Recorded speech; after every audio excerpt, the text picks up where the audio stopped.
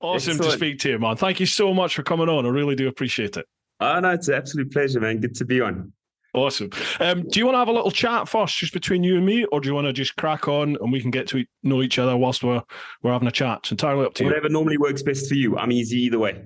Lovely job. Well, we've got a shed loads of questions, so how about we just crack on, have a chat, and get through it, folks.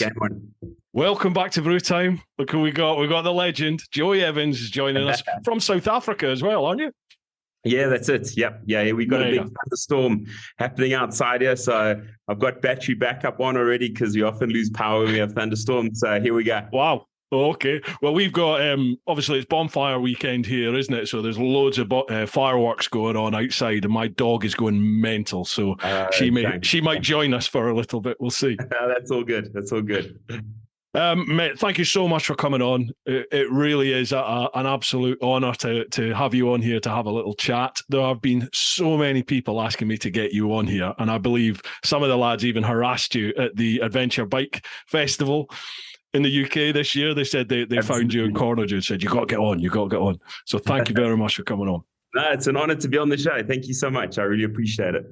Mate, do you have a tipple of choice, a beer at all? I'm just good. I just got a Coke Zero here, but that'll do me good tonight. Thank you. Oh, okay, mate. I'll crack a little tinny open. So, Slange, cheers to your health. Good. Right, Joey. Can I throw the floor open to you to begin with? Can you just introduce yourself and then we can go from there? How about that? Yeah, sure. So, sure. Where do I start? So I'm Joey Evans. I live in Johannesburg, South Africa. I'm passionate about riding motorcycles, about racing motorcycles. I guess I guess you could say I'm done with racing now. I'm 47 years old. And now I love adventure biking. I love riding, dirt bikes all over the world. I want to just ride in as many places with as many guys. My passion right now is to really ride with guys, like the local guys in different places. So not just ride through places, but ride with guys in places. Yeah. I'm married. I've been married for coming up 25 years and I have 4 daughters. So yeah, they're aged between 18 and 23 now. So yeah, that's pretty much me. And he's just totally not mentioned like one of the most major things in your life, I'm assuming so far, the accident, which we will get onto. Sure. If you're okay, I'm assuming you're okay talking about that. And everything that happened. Anything goes with me. Anything goes. Nothing's off limits. You're good. Lovely job. Now, Joey, you specialise. You're an off-road guy, aren't you? You like the dirt. You like to do the off-road stuff. That's it. In the dirt. That's it. That's it. Might mean something else in the UK if you say that. But okay, gotcha. Okay, bear that in mind. I like off-road bikes. Thank you. You competed in the Dakar. Yes. Yeah. 2017. Yeah. Wow. I mean, that in itself is an incredible achievement. But what led up to that is something, obviously, which we will touch on during this chat. How long do you have, by the way? All night. You sure? Right, spot it. You might regret saying that because some of these go on a long time. We're good. We're good. All right, bud. I'll not keep you all night, I promise. No, I don't mind. Yeah, so obviously you competed in the Dakar in 2017. 2007, you had has been a life-changing accident, but obviously it could have been so much worse, I would say, for the vast majority of people, and your strength of mind and the support that you've had round about you has enabled you to progress to where you are now. And obviously you took on the Dakar in 2017. Can we have a little chat? If we rewind a little bit, how long have you been into your bikes? Is that something that you've done since you were knee high, or is it something you came to later in life, or what? Yeah, sure. No, I'm actually, it's a bit unusual. A lot of guys grow up on motorcycles who end up racing and stuff, but I wasn't one of those guys. I always wanted a motorcycle as a kid, but I grew up one of 6 children and we didn't have a lot of money growing up. So, the closest I got was a BMX, and man, I loved my BMX. I'd ride my BMX all over, and we'd build ramps in the bushveld with my brothers and my buddies and things, and make tracks. And that was kind of, I grew up on bicycles, I guess you could say. And I actually bought my first bike, motorcycle with my own money when I was 26 years old. So I was working and earned money, and I bought a secondhand CR 250, the two-stroke motocross bike. And then I got into motocross, and I did motocross for a little bit, and then I did the freestyle stuff, with the tricks and things, and then I kind of discovered off-road enduro. And that was where I found my passion. Off-road enduro, I love that stuff, riding cross-country and rivers and mountains and forests. Yeah. And, that was really where I found my passion. And then I started racing, off-road and enduro. And I did races like the Botswana 1000 and the Roof of Africa in Lesotho and those kind of things. And a lot of local races, regional championships, that sort of stuff. And I really got into it for a few years. Of racing, and then 2007 was the day I had the big accident, and it was just a Saturday, much like any others, and I lined up at the start of a race. I was lying second in the championship. It was the second last race of the season. If I won that race, I could win this championship, and that was like all I could think about on that start line. And then that was the last thing I remembered. And the next thing I remembered was waking up, lying in the dirt. My helmet was off, and there's just people looking down at me. I mean, that was literally like the first bend, wasn't it? The first corner in that race. Just heading into that first corner, what happened was all the bikes came together, and I had a pretty good start. They reckon I was one of the first guys into the corner, and a guy, he overshot the corner basically, and he kind of teed me up, and he crashed into sort of my swing arm. I don't remember. This is what I was told. And then I had a massive high side, and I basically landed on the top of my head and smashed 12 of my teeth just right out, all smashed down into the gums, and broke my back. And I'd broken my T8 and T9 vertebra, so sort of chest height. Yeah. And I broke the vertebrae off the ribs and crushed my spinal cord. And as I'm waking up there lying in the dirt, I realize I can't feel or move my legs. Everything below my chest is just like dead meat, like attached to your body, no feeling, no movement, nothing. And obviously that was, I didn't understand what a spinal cord injury was at the time. I didn't know any of these kind of things. There was a lot of complications that day as well. I ended up lying in the dirt there for several hours, and then I was transported by road 3 different hospitals over the next 48 hours and landed up at a spinal unit in Pretoria. And that's when I learned what a spinal cord injury was. And the doctors told me that that's how it's going to be the rest of my life, that I'll never be able to walk again, never be able to feel anything below my chest. It's all gone. And that's how it's going to be forever. And at first I was like, forever? Like it can't be forever.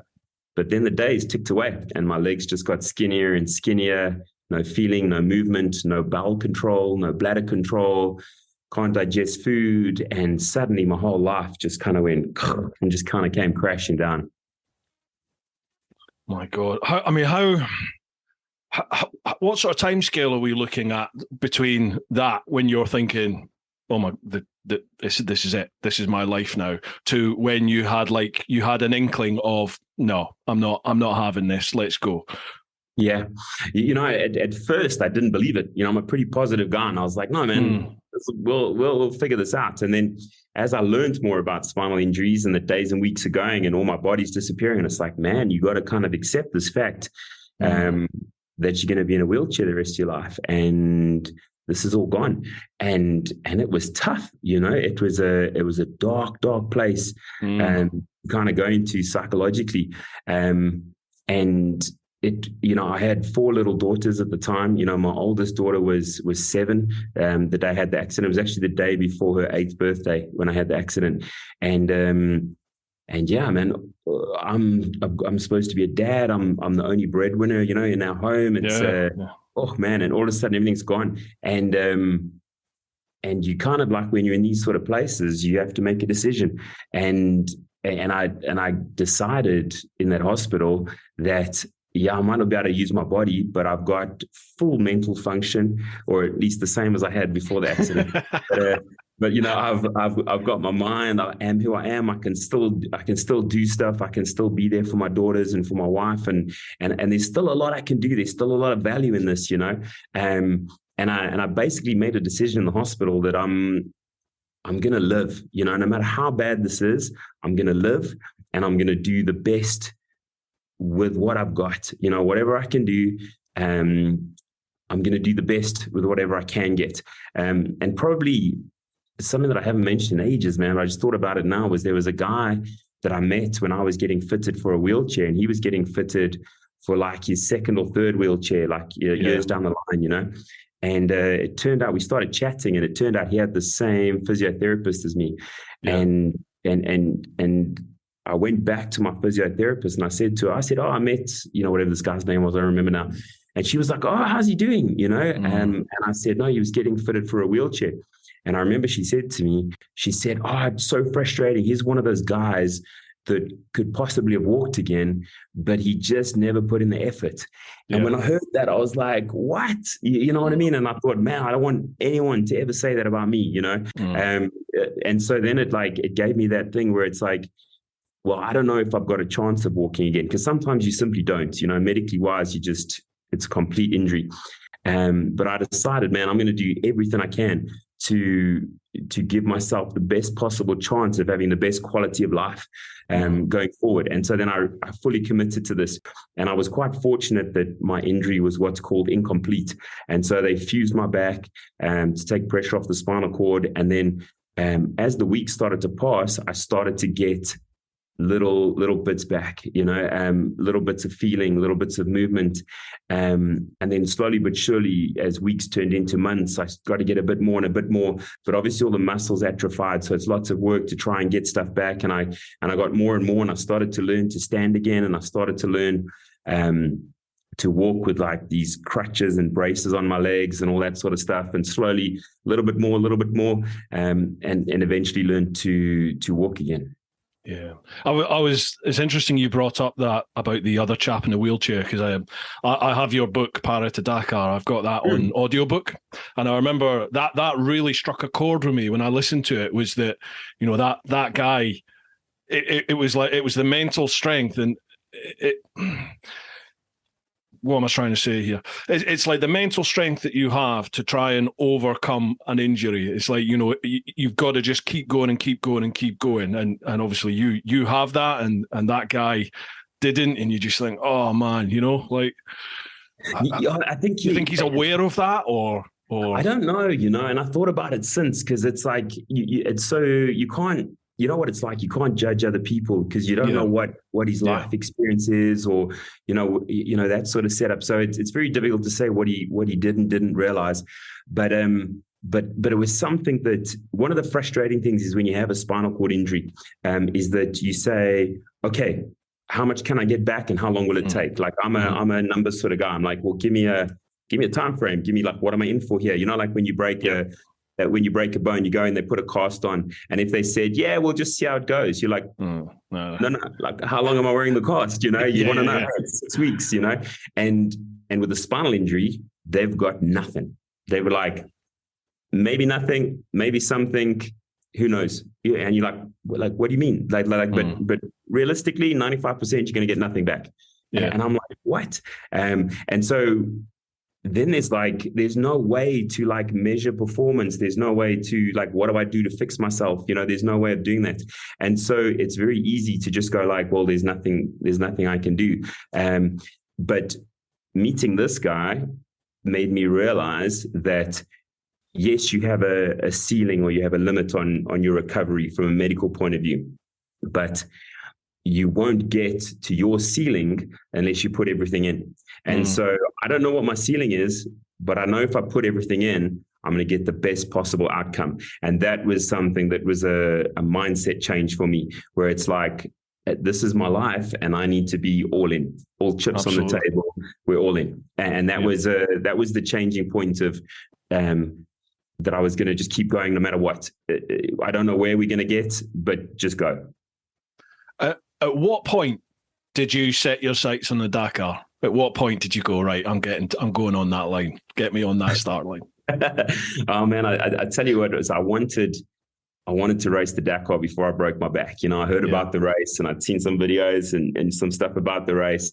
And I just knew when I saw that, I was like, that's my race, man. I love outdoors. I love survival. I love, all that kind of stuff. And obviously I love racing bikes. And then you have all these faraway exotic countries and it just was like, it's the toughest off-road race in the world. And I was just like, I got goosebumps now just talking about it. I was just like, yes, that's what I want to do. And so before I broke my back, it was like my goal, I'm going to race the Dakar.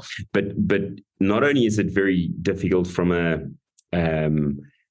like a racing point of view, but coming from South Africa, being a married guy with 4 children, I didn't grow up with any money, and the job I was doing is I was fixing swimming pools. I had my own little business on fixing people's swimming pools and stuff, and so I'm not in some high-paid job or have tertiary education or anything like that. So financially, to get to Dakar is also near impossible, and so I'm in this place where it's kind of a goal, it's a dream, but it's like how achievable it is very debatable. And then in that hospital, I remember lying in that bed in that hospital and thinking about that goal. And when I decided I was gonna commit to live and stuff, I thought about my dream to race the Dakar on this goal, and I thought, man, if I could still do that now, that would be a crazy story, man. That would be just awesome to come back from this and to do that. Yeah. That would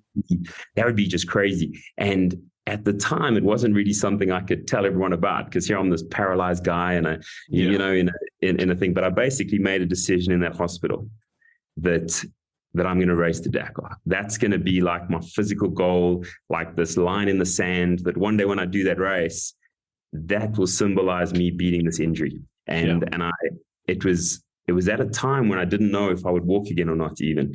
And so to commit to something like that, obviously at that time was pretty bold commitment. But I decided that's what I'm going to do. That's going to be this big goal. And so it was born, I guess the full commitment was in that hospital. How long did it take before you told your wife? You know what? She knew about the goal. Before I broke my back, she knew about this race. She'd watched it on TV. She knows it's crazy. She's like, yeah, Joey, you and your dreams, kind of thing. And I think, I'd mention it. I don't think I mentioned it right in the beginning then, but I certainly mentioned it over the years. But it was always. It was like a pie in the sky kind of like crazy dream that it's like, it was one of those like, like we've all got mates who are like, I'm going to do this or that. And you're like, I bet you will, he's not going to do it, kind of thing. Yeah. I'm sure it was a bit of that. So it didn't really seem like it's not like every day you're working at that particular goal, so it didn't really seem achievable by any means to anyone else and probably including her, but it was, I'd mentioned it now and again, and slowly through the years, and then suddenly, I started doing steps towards it. I learned to walk again, and then I bought a secondhand motorcycle about 2.5 years after breaking my back, and I got all the suspension lowered, and I cut the foam out of the seat so I get my feet down so I could ride again, and I completely sucked, and it like took a while to start to learn to ride and things, and then I started to race again because now I needed to start building up this Dakar CV and things, and I kept getting time barred at races, and then I started to finish, and then I did my first multiple day race, and suddenly I'm starting to make like just little bits of progress towards this. But it was really only when it was probably 2015, which would be 8 years after breaking my back, where I sat down with Meredith and I said, right, 2017, that's the year. We're going to do it in 2017. And suddenly, probably for the first time in all of that, now it was very real. Now I'm putting a date on it and I'm like, boom, we're there. You've got to be accountable to yourself. Now when you put it out there, don't you? When you say, right, I'm going to do something, bang, that's it. Yeah. You've got to stand by it. It was totally like that. And it was actually a little bit by chance that I'd mentioned it to one of the guys, and he was the organizer of a race called the Dakar Rally, which was this super cool rally we had here in South Africa. His name was Alexander. and Alexander Nel. And I was at the 2015 race. It was a 7-day race through the Northern Cape of South Africa and Botswana, rally race. And I did this race. And at the end of the race, at the prize giving, and this is before I've even told my wife, it's 2017. And, but I'd kind of mentioned to him, I'm thinking about, this sort of stuff, but I hadn't fully committed. And he stood up at the prize giving and he's like, and we've got Joey who's going to do Dakar in 2017. In front of all the guys that ride. And everyone's like, Joey, what? And I'm like, yeah, that's what I'm going to do. And so it was kind of he put it out there and suddenly I'm fully committed. Wow, that was it. The path starts. You mentioned Meredith, your wife there.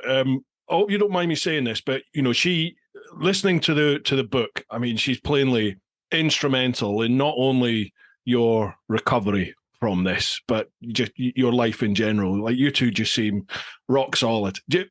Can I ask, yeah. What difference do you think would it have made to you had you not had the outside influence of Meredith in your family? If you were a single guy and you'd gone through that, is that? Yeah. I mean, can you possibly contemplate that? And I don't know. 100%. No, you know what? It's I look at the journey that I've had, over those years, and man, for me personally, I think it would have been too much to handle on my own.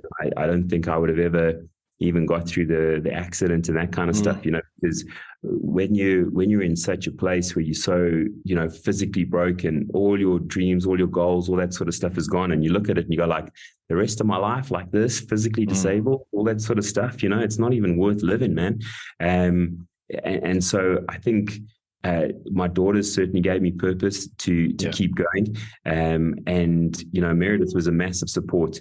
We were saying now with the, sorry, man, I've got notifications coming up. I'm trying to just stop. No worries. I lost my train of thought. Okay. So, I was saying that, but yeah, so obviously when I'm telling her, hey, this is what I want to do and things, it's obviously like that. We see life differently, so I'm a risk taker. She's not a risk taker. So obviously there's that kind of side.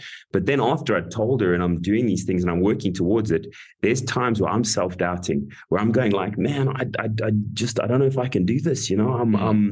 I'm not good enough. I'm not strong enough. I'm not this. And she would be like, hey, what are you talking about? Look what you've overcome. You can do this. Really? And so she's the cheerleader behind me going you better freaking do this. She said you're going to do it. And she certainly, she supports me, and she also helps me to believe in myself when I'm doubting myself. And that makes a massive difference, having people in your corner, having people that support you. I think sometimes it's family, like in my case, but other times, what it's like, you got your group of mates, or you've got, that one person who believes in you and that kind of stuff. And that certainly makes you try harder and do better and be a better person. I'm into that. Yep. There's something you say in your book that really struck a chord with me, particularly at the moment, because of something a very close friend of mine is going through. I remember you saying that in your dark times, when you're feeling very desperate and not sure about the future and stuff, and you said that prior to this accident and you experiencing what was going on, you didn't really understand other people who considered taking their lives or took their lives and things like that. And it really struck home with me, because I have a very close friend at the moment who's going through this. He's attempted a number of times, and that's exactly what he said to me very recently. It was just I used to be a police officer, and he was a policing officer as well. And obviously you deal with people with mental health frequently. You deal with people who've attempted, people who've been sadly successful. And he said exactly the same thing. He said, I never ever realized what these poor people are going through until I'm now in that situation. And it left me in a position where I was just like, fuck, I don't know what to say. I don't know what that's like. Can I ask you, if you're willing, what sort of advice would you have for somebody who's in such a place? Oh man, can I tell you that it's one of those things that I'm like, it's hard, man. It's there's no easy answers to this kind of stuff. You know, I had that guy that I spoke about in the book. Yeah, I think it was there was the guy in my final year of school who committed suicide, and I didn't. At the time, it just seemed crazy. I was like, why would he do that? And he seemed like he was a gifted athlete. He did well in school. And it was just one of those where I didn't get it. But lying in that hospital bed, I got it. Like, I got it. Where I looked at my life and I thought, no. And I promise you, I could have easily just gone like, I'm done, and checked out right there. You kind of look at your life and you go like, this isn't, there is no joy in my future. There is, say again? Sorry, mate, you totally froze, but you've come back. You've come back now. Oh, okay, cool. Okay. I was saying that like, I looked down, I looked down this future to my life, and I see no joy, no happiness. It is suffering until I die. That's kind of how it seems. And so you go like, I don't want that. It's not worth living for. And that is how it feels when you're in that position, that there's just nothing there. And then obviously, what I did is, I guess the strategy you're asking about, like what could you say to people? Now, everybody's different. There's no, like I was saying, there's no easy answer to like fix this, but a strategy that worked for me was to not think about my whole life, to not think about the years that's going to come where on all the stuff I'm going to miss out on and all the things I can't do, and all that sort of stuff. I broke it up into manageable amounts of time. So it was first thing in the morning, I'd say, right, I'm just going to think about today. I'm just going to do today. I'm just going to do my physio sessions, do the stuff I have to do with the catheters and all this sort of stuff, and I'm just going to do today. And that was then manageable. But there were days where even one day wasn't manageable. And I would be like, 1 hour, I'm just going to do 1 hour, just this next hour, just these next 10 minutes, or just till lunchtime, whatever was manageable. And I broke it up. And so I guess for people who are feeling that, I would say, like, don't think about all that stuff. Don't think about the future. Just look at today and go like, what can I do today to make today better? Or one little thing I can do today that'll make my life slightly better. And it might be, I'm just going to eat right today, or I'm just going to go and walk around the block once today, or I'm just going to take a drive down to the park and do a walk or whatever. You just figure out like one thing, or, if you're unemployed, it might be a case of just going to send my CV off to one person today. You just make a little change that helps to do something a bit better. But it's tough. And I think the big thing is to recognize it, like you're doing with your mates. You've recognized it in someone, you've seen it, and you've seen where he's at. And that makes a massive difference. You think about your buddies, think about someone you haven't spoken to in a while. Just pick up the phone and give them a buzz and just be like, hey man, how you doing? I was just thinking about you today. You good? Just organize a ride. Say, hey, you're going to come on a ride with us. We're going to go on Saturday. Let's go for a ride, after a ride, you just stay and have a beer with the guy. You have some fish and chips, whatever it is, you make that time just to spend with guys, just to kind of touch base. And that's what helps, because like I was saying, I had my family. Some guys don't have that, but there's people around, and there's lots of guys like you and me that are more than happy to sit and have a conversation with a guy and hang out with guys. And that makes a massive difference. Just having someone to bounce something off.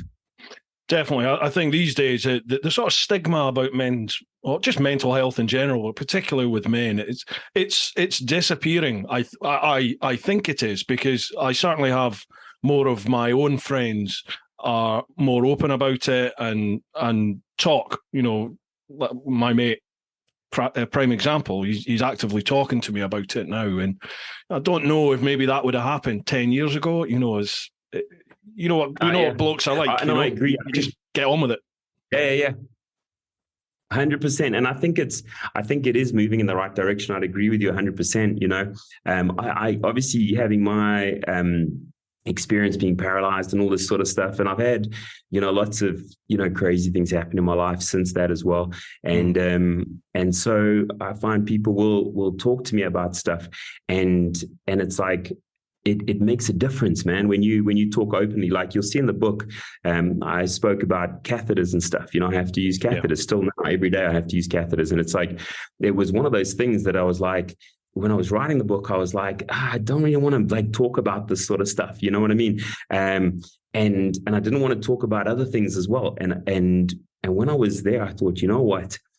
There is a guy out there who is suffering from prostate cancer, or he's suffering from some kind of challenge like this, and he's using catheters every day, and it sucks, and he's struggling, and it's mentally difficult, and that kind of stuff.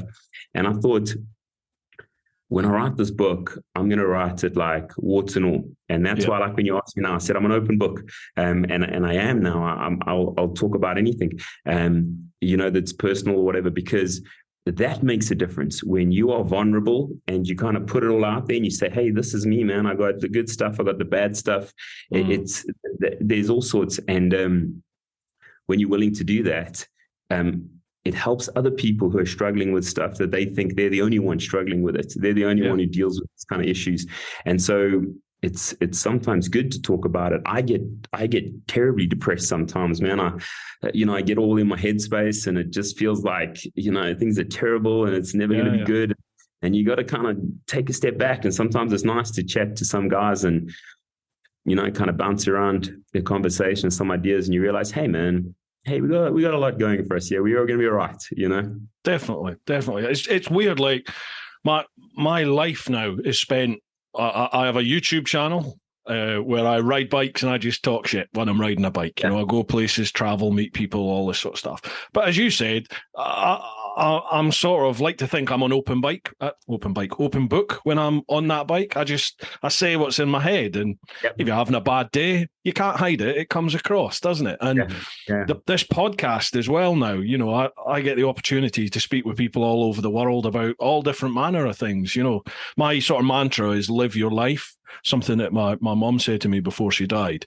And that sort of live your life mantra sent me on an incredible journey. And I get people on this podcast who I think represent that live your life sort of mantra, and just the conversations, it changed my life. It totally changed my life. And just that, the fact that I have these conversations with people, you get feedback from people that listen and watch the vids, and exactly what you just said. I get people getting in touch with me who say, I feel exactly the same way, or I've always wanted to do what you just did, where you went on that bike, and I'm never going to be able to do that because of X, Y, and Z, but thank you for sharing. And I've now managed to at least experience it to a degree through your vids, and it's awesome, isn't it? It's awesome to open that dialogue between people. And it is, and it's fantastic. And I do a lot of corporate talks and things like that, now, and that's something where I get that type of feedback as well. And and when you get that feedback, you realize that you can look out at an audience of 200 people or whatever, and it just kind of feels like this is a corporate company, but it's not. It's 200 individuals, and each one of those people are feeling different things. There's someone there who's incredibly lonely. There's someone there who's really struggling with a physical condition. There's someone there who's a victim of abuse. There's someone there who is on the brink of financial, collapse. There's someone there who's in a terrible marriage, or there's, and they're all there. And you share a message about hope and about looking to the future or how to handle stuff. And then you get those messages back and you realize, like, man, it makes a difference when you're vulnerable, when you talk, and when you share experiences. It just, so I can agree with what you're saying, man. And so, for the guys out there that are struggling, man, there's lots of guys struggling. Reach out, man. Chat to guys, and you know what it's like. Hook up with guys and go on a bike ride, man. It makes a world of difference. You sit around when you're having a breakfast or an after, a lunch on a ride or something like that, and you start chatting, and you're like, you're talking about your kids and your finance and all stuff, and it just kind of like, it just helps you to get a bit of focus and realize that, hey, man, everyone's struggling with something, Definitely, yeah. It's the best psychiatrist going, isn't it? 2 wheels and an open road, off you go. Yeah, brilliant. Absolutely. Right, Joey, the way this podcast works is I post up on my socials to say who the next guest is, and then people have an opportunity to post up questions of their own, which we can run through. Sometimes it's specific about you as a guest, and other times they're totally random and quite obscure, and just see where we go with it. 100%. Just before you go, I just want to say, you just ended that last section by saying like it's the best psychiatrist being on the bike and stuff. And for me, I would say absolutely, to go out on a ride, and I love riding with guys, and sometimes I just love a good solo ride as well. And so, yes, I would agree with that 100%. But I would also say that if you really are struggling, go and see a psychiatrist, psychologist. There's no harm in that, man. It's often the best thing you can do. And so it's nothing to be like, do both. Yeah, absolutely. Yeah. There's no stigma anymore about that sort of stuff, is there? So yeah. There's a reason these people are experts in their field, folks. So, if you need the help, just pick up the phone, get on the internet, Google it, find your nearest one, drop my line and go from there. 100%. Right. Fire away. Okay. First one, we'll go across to the clan over on Patreon. So it's patreon.com/TeapotOne. First one, Brian McManus. Brian is one of the guys who would have been hassling you, a very short, drunk Irishman. He would have been hassling you with another chap called Mike at the ABR festival. Brian McManus, hello to you all. Joey, can I thank you for the time you took to have a good long chat when I met you at the ABR? There we go. Love it. Having listened to your book multiple times, it's hard to find a question, but I'll try. Question 1. Did you know that Bruce went round the world? I get loads of abuse for this. Cheers. Thanks, Brian. Question 2. What's next up on your YouTube channel?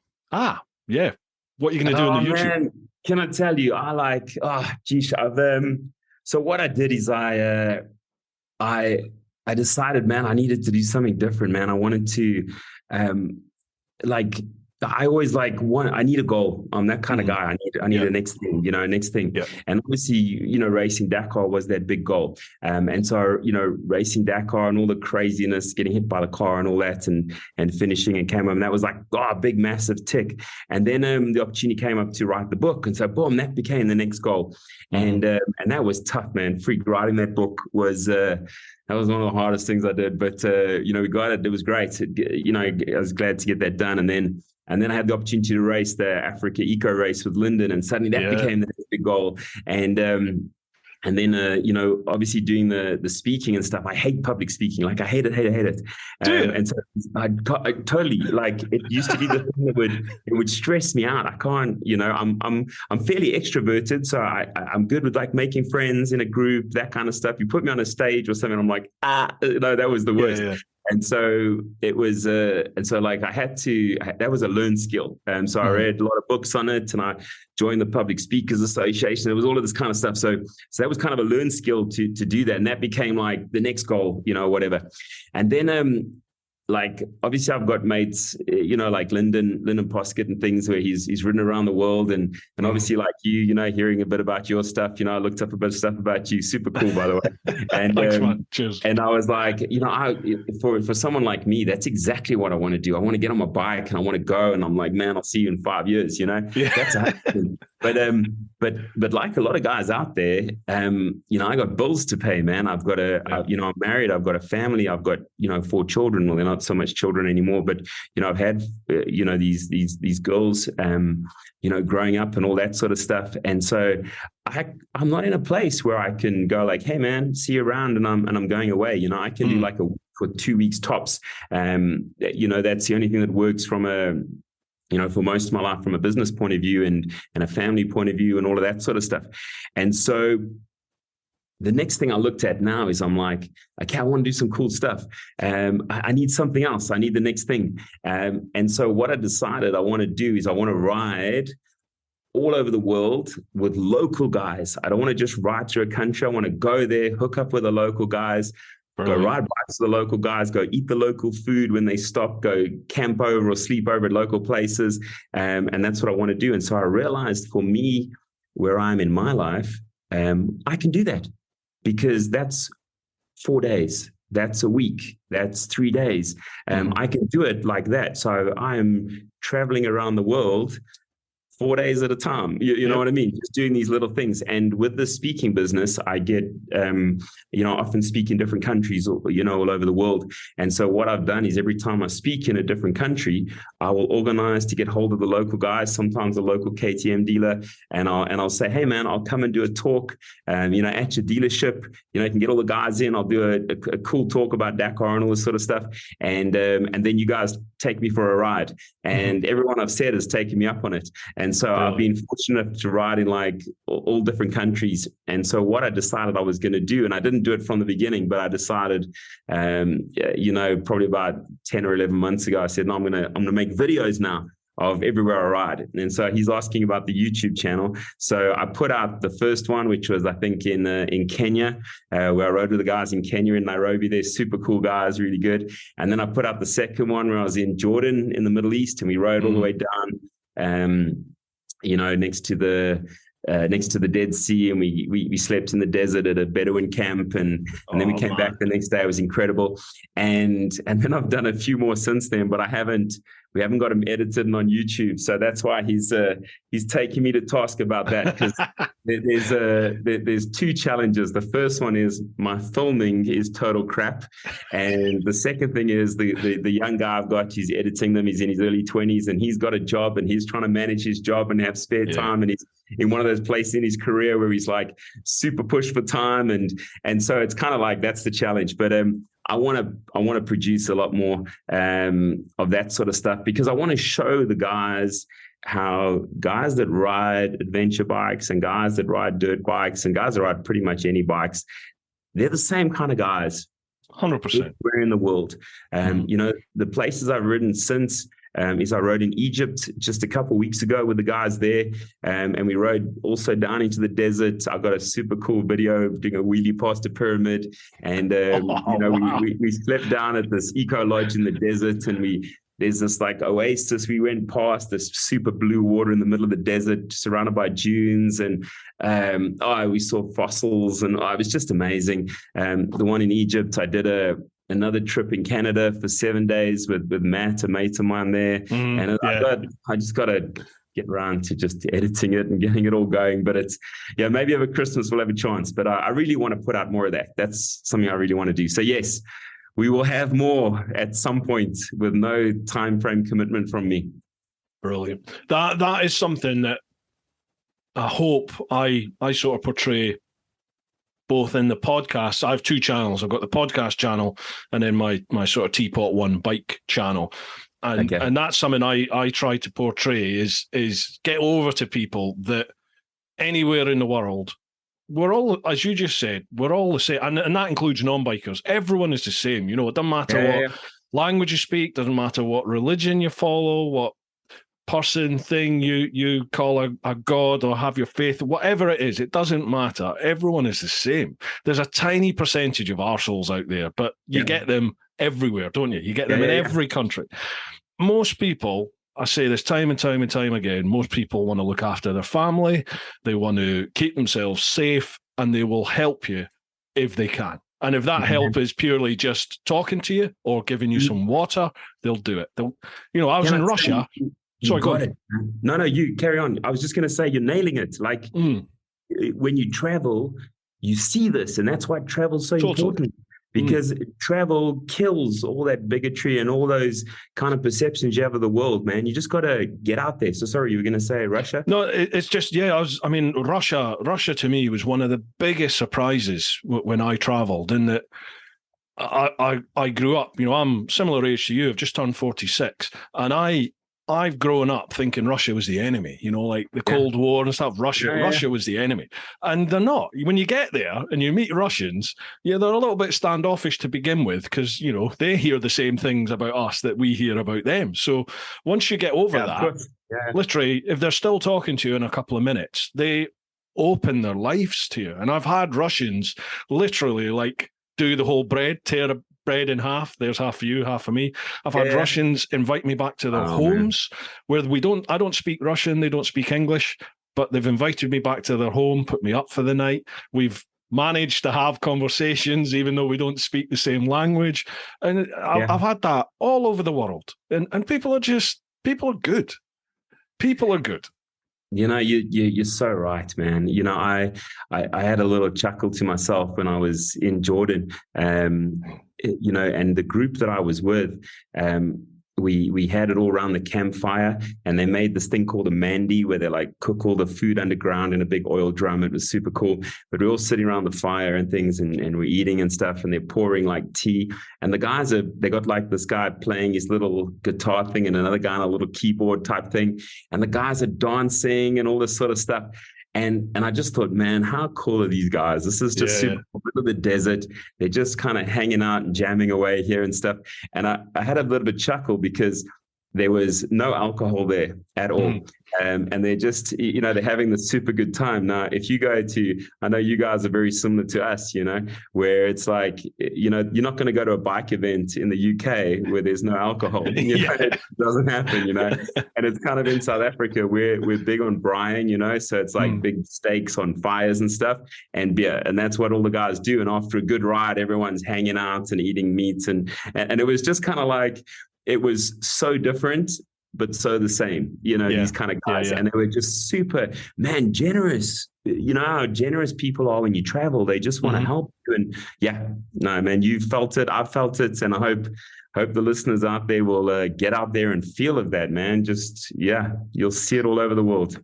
When you said there's no alcohol, I thought you were going to go down the lines of like Morocco. Morocco is a dry country, isn't it? There's no alcohol, but they brew their own beer. So wherever you go, you can get beer wherever you go. Yeah. Maybe a few guys had something under their jacket, but I didn't see.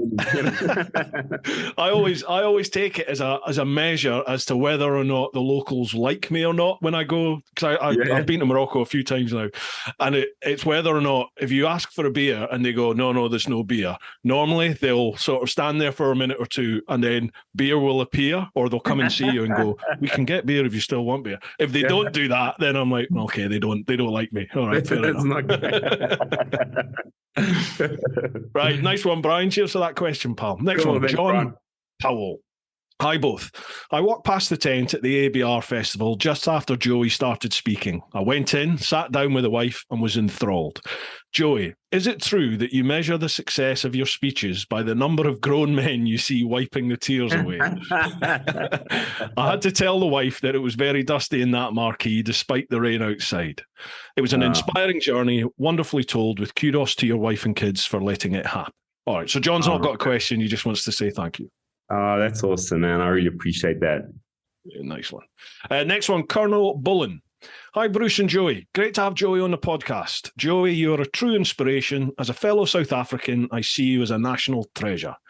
Question 1. Joey, now that your racing days are over, have you considered coming over to the dark side and getting a GS? I'll never be that old. No, I'm just kidding. I'm just ragging. Oh man, I tell you what, I remember when I was younger and I looked at adventure bikes and I was like, oh man, what are you going to do on those big pigs, man? What a waste of time, And I mean, I just, you kind of see the whole world different as you go through your life. I remember I just wanted like high performance, blah. And now as I've got older, I realized that there's so much more to it. And now, honestly, like, I don't care what you ride, man. It doesn't matter at all. You just want to get out there and ride. And we've all got our own personal tastes of what we enjoy. But I certainly now, I don't see everything as racing. I see it as like this rich life that you just want to take spoonfuls and shove it in your mouth. And you kind of see this time ticking away when it's all going to be over. So you got to do as much as you can. So no, man, I got to say my favorite bike at the moment is I got a KTM 890R, and that adventure bike, man, I just love it. I was riding it yesterday. I was out in the Magaliesberg Mountains here, and just to ride and just to be out there, just incredible. No, I love it. So I love adventure bikes. I'm a KTM boy, but as long as you're on a bike and you're out there riding, nothing wrong. I get the KTM thing. I've got to say, I've got a GS now. Obviously I was a Gixxer boy through and through. I did my trip on the Gixxer, and then I came back and I threw my leg over like the modern adventure bikes, and I was just like, Oh, this is okay. it. I understand it all now. Yeah. So I'm the same. You know, I've been through that 11, 12, 13,000 revs, revving the bollocks off of it all the time, and you need the high speed to get the thrill. I totally get that, but yeah, those days are past. However, I have thrown my leg over a number of KTMs, you know, and oh man, I get it. I totally get it. The problem is every time I've had one of the press bikes from KTM, there's always been electrical issues, and it's never, So everyone always says, don't they, about KTMs, they always break down. Well, I like to keep an open mind, but just about everyone I've had has had an electrical issue. Not always stop me riding. Do you think it might be a problem with you? Yeah, there is a common denominator there. I was going to say, absolutely. Yeah, I think it's also like you'll see when you go to different countries, it's different types of riding as well. Like to be honest, I'm relatively new to the adventure bike market. You know, coming from more of an off road. You know, I was always 300 2-strokes and 500 4-strokes. Those are the bikes I loved, and I raced and things. And at Dakar, we raced up to a 450, so we were on 450s there, and then I literally rode the first adventure bike in my life just about a month before I raced Dakar. First time ever. And I went on a trip with a buddy just for the day. And man, that thing scared me. It was just so big and heavy. It was an 1190 and it was crazy. And then when I came back from Dakar, they asked me to help at a KTM launch when they launched the 1290 and the 1090. And then they gave me some press guys and they were like, cool, go out on this trip. And I'm like, I can't even ride this. But I've just come back from Dakar and I'm intimidated by bikes. So there was certainly that. But I've noticed since then that I've started to get more and more. And believe it or not, this 890R that I have now, I got that about 3 weeks ago, and that's the first adventure bike I've owned. So I'm not I'm still new to the adventure bike market, but I've seen as I've traveled around the world that the markets are very different. You know, when I was at that ABR festival the other day, I've never seen that many adventure bikes in my life. I was it was just tons and tons and tons. In South Africa, when we see like we call them it's the S models, like an 890 Adventure, you know, the standard Adventure. You get the standard Adventure and the Adventure R. So the standard Adventure is more road kind of thing. Road focused, I look at a bike like that and I'm like, why do they manufacture that? Like, who's going to buy that? Of course you want the R, you want the off-road performance, you know, it makes no sense because where we live here, it's dirt roads. If you're going to go on adventure bikes, you get off the tar and you ride for literally thousands of kilometers on dirt. You can go up through Mozambique, you can go through Zimbabwe or Botswana, Namibia, all the way down to the Cape, Swaziland, Lesotho, all these places. And so like almost nobody here buys an S model. But then when I've ridden in Europe and I've ridden through Austria and Slovenia and these kind of places, and now I'm like, oh, and you see guys by the thousands and everything's tarred and it's all these tarred twisties and stuff. And you run an adventure bike that you can sit up a bit and have a nice comfortable thing and you can ride for hundreds of kilometers and you can have your luggage on the back and that kind of stuff. And then I was like, oh, now I see, you know, what it's like. And as you travel around, you'll see different markets like that. And so I think there's definitely markets for big GSs and that kind of stuff. Absolutely. You know, some of those trips, I mean, those just, they make it a beautiful, comfortable ride. But I do think there's a big pull in certain places, and especially here in South Africa, where we're definitely going smaller bikes, you know, more agile, smaller motors. It's kind of going that way, you know, here. Yeah.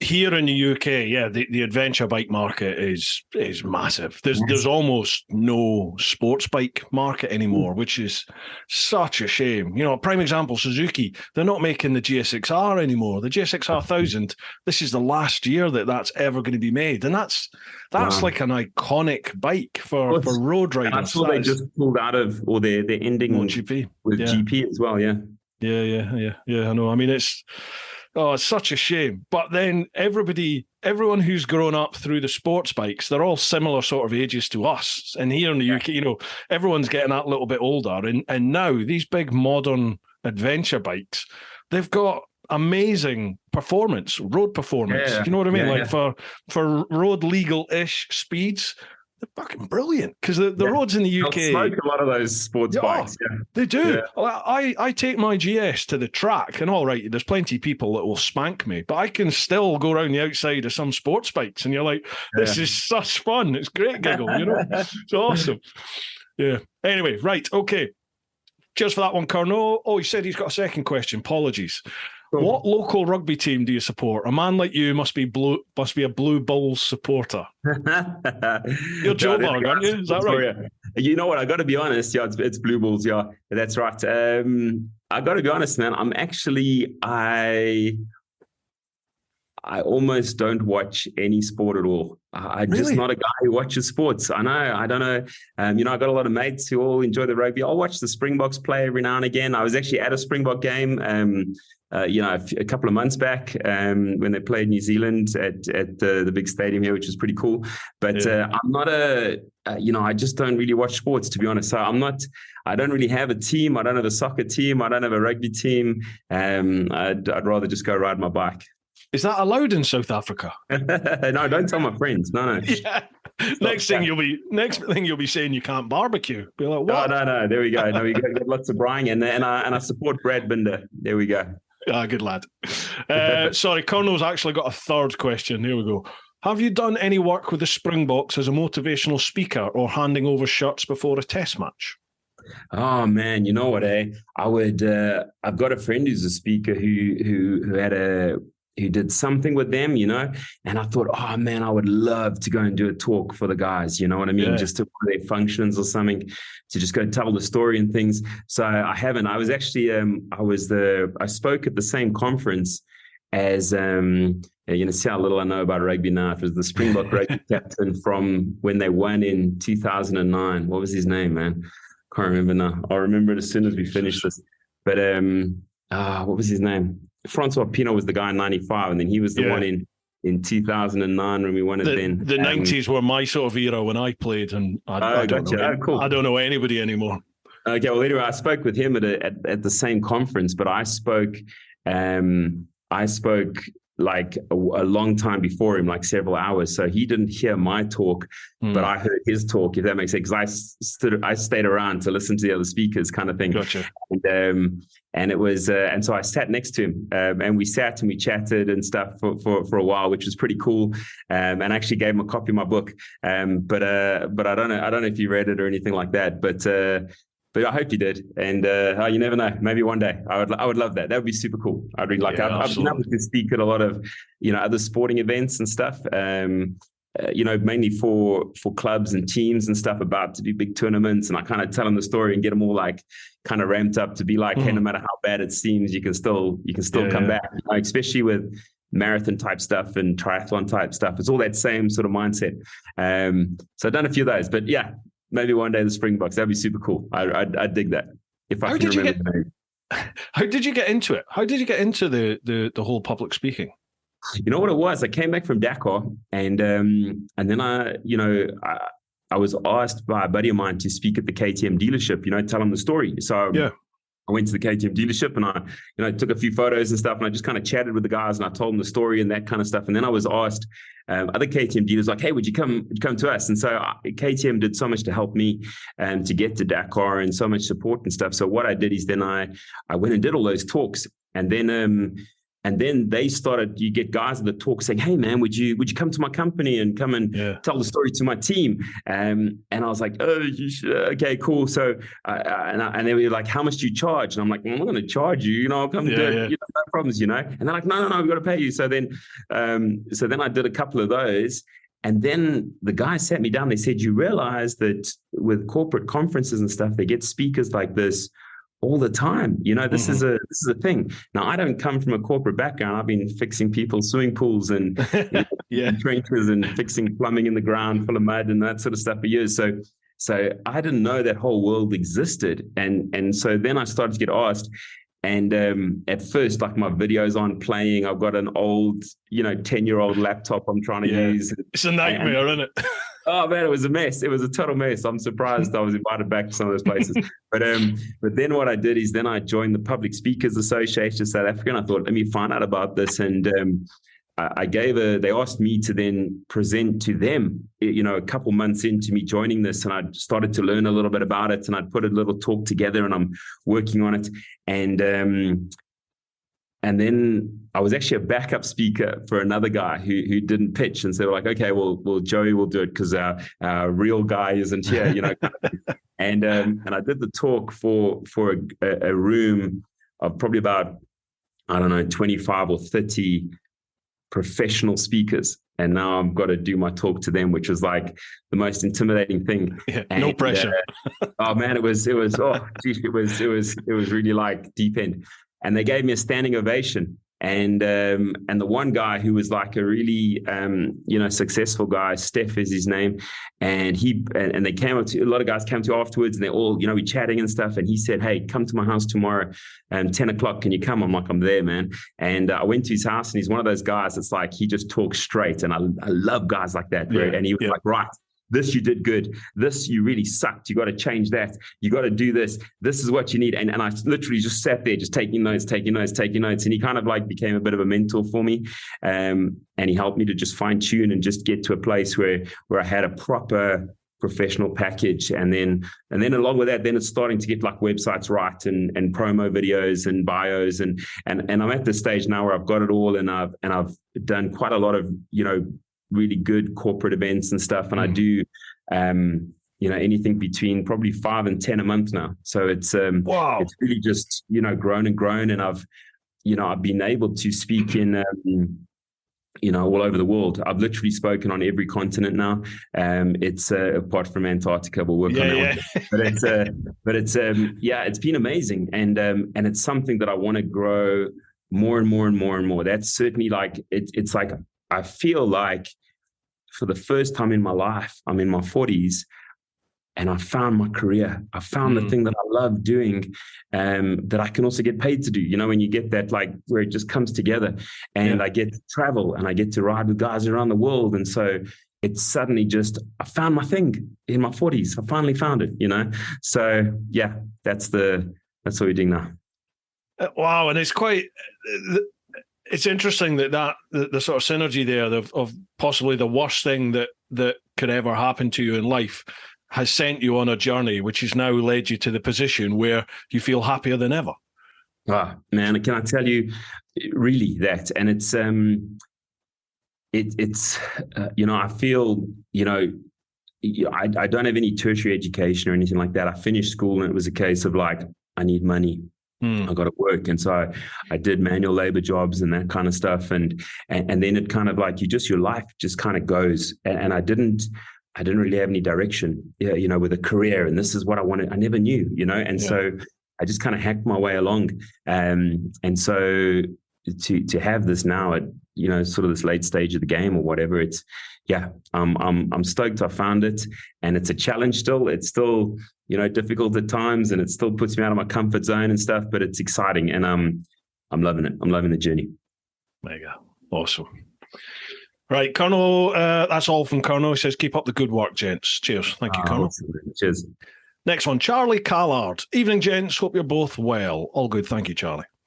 So, now with Halloween and Bonfire Night done and dusted, the Christmas jingles and sparkles are starting to come out. The question on everybody's mind is, Brussels sprouts at Christmas, yes or no? Yes, you got to have them. You have to have them. Are you a fan of sprouts, though? Yeah, you know what? I was actually in the States a little while ago, and we had, I haven't had Brussels sprouts in a long, long time. And we're in the States, and we're in Utah with a buddy of mine. And we were up in the mountains at like this, like the ski resort. It was in the summer though. And they did these Brussels sprouts, and they were like, they were with, I want to say they were like cooked in like honey with almonds or something like that. It was amazing. Like I've never had them like that before. Like the normal Christmas thing, you boil them up, you chuck them out, mush, get them done. But no, they were amazing. So maybe we should learn to cook them different. But experiment a bit. They were good. And I genuinely watching us, they can tell us what they do. But it was definitely the best ever. I had no idea that that anywhere else in the planet like ate Brussels sprouts. I thought it was I just thought it was a British thing that we sort of had to do at Christmas. Yeah, I think that's what I thought as well. I mean, my parents, I was actually born in Birmingham. I don't know if you know that. No, I didn't know. Yeah, I was born. So I'm actually my folks were from Birmingham as well. I was born there, and then when I was 5, my dad moved to South Africa for employment, and so I grew up in South Africa from the age of 5. So South Africa is what I know. I consider myself South African, but yeah. So we growing up, obviously. All of our family traditions are very, we're still a very British family. And my wife, Meredith, she moved to South Africa when she was 12. So her family's also all British. So all the Brussels sprouts and all that sort of stuff, I get that, kind of thing because of that. But gotcha. Yeah, it's not I wouldn't say it's a big thing here. You'd have to hunt around, quite a number of shops before you found them. Yeah, I'll bet. You're not going to put them on the barbie, on the braai. Yeah, that's it. You'll get shot. Yeah. Cheers for that one, Charlie. Next one, Lee Vigor. Hello to you both. Hope you're well. A big thank you to Joey for inspiring me to try harder when I most needed it. What or who was your inspiration to try harder? That's Lee's actually, he's a motorbike tester. He's a professional test rider for Triumph, but he's also worked for a lot of other manufacturers. He's been on this podcast before, and awesome. He almost got paralyzed in a bad bike accident on the job, actually. So that's a little bit of his background. So what or who was your inspiration to try harder? Man, I can tell you, I've been asked that, a number of times over the years, like who's that guy, and I don't really have anyone, if I'm being honest. But I would certainly say over the years, it's been different things, different people, different stuff, where I've thought, hey, that's cool, man. I dig that. I want to be more like that. You know what I mean? Like I mentioned Steph just now, from a speaker point of view, I loved how he was brutally honest. And he was like, so there was like, I wouldn't say he's my hero or anything like that, but I would say there's characteristics about him that I'm like, I like that about him, or I like that. And there's been other guys, whether it's riders or something. There was one rider years ago, and he finished a race on a destroyed tire. It was the Botswana desert race, and I remember watching that. I was there at the finish, and I watched him come in, and I was like, "That's cool. I dig that. I want to be that guy, the guy who doesn't quit when he has something go crazy wrong like that." And then, other stuff where you see someone who's who takes the time and like they treat somebody who has nothing to offer them really nice. They treat them really well. And you see someone do that. I had another guy, we were at a petrol station, and just the way he spoke to the people there who were like, just entry-level workers or whatever. And I just saw that, and I remember thinking, I want to treat people like that. Like, that's cool. And so I think it's like different characteristics of different people through the years. But I wouldn't say there's like one person that's like, yeah, that's who I want to be like. Have you always had this drive then, this inner drive, which you plainly have to set your sights, to attain things, to be the best you can possibly be? Have you always had that? No, I would say not. I think I really enjoy the subject now of like resilience and mindset and self-talk and this kind of stuff. And I'm trying, to understand it more and more.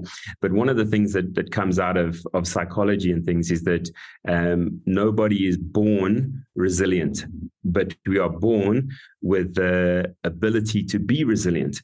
And we develop that by self-reflecting, so kind of like coming out of our body and like looking at how we're responding to a situation, almost like a third person, and we change we change mentally how we view a challenge. We change emotionally in terms of how we feel about something. We say, let's feel a different way about this, and then we change how we respond to something. And when we do those three things in those three different areas, and then we overcome that, we just became a little more resilient. And when the next thing comes along, you get a little more resilient. So I think you grow when you change the way you do it. You might remember in the book, I spoke about that race I did as a kid, that running race. I don't know if you remember it, but I did a running race where I quit the race. It was a 1,200 meter. I had stitch. I was sucking air, and on the back straight behind all the field events and stuff, I pulled off the track and I quit. And I remember my teacher just looked at me and he was like, "And now?" And I was like, "Oh no, I'm just sore, and this." And he looked at me and he just shook his head and he was like, "Man." And oh man, I was gutted, man. I never, I just felt like, oh, he's such a freaking loser, and it was something that kind of stuck with me. And so at that point in time, I certainly wasn't resilient. I certainly wasn't that guy. It wasn't something I was born with. But I can tell you now, when that car went over my bike at Dakar, and I limped along in that desert without an exhaust and a foot peg on a bent frame, and just ticking away meter after meter, knowing I'm out the race, but I kept going no matter what until I found that other bike. I was clearly a different guy there than I was as that 11-year-old kid. And I think that's and so, but I'm the same person. But I think over the years, you learn to be resilient. As you step out of that comfort zone, as you get out of that rut, and you push yourself a bit, you grow as a person in resilience, or in your ability to handle things. And so I think it's something that it's a learned thing to be resilient, to be the kind of person who pushes through difficult times. It's something that you can literally teach yourself if you decide that's what you want.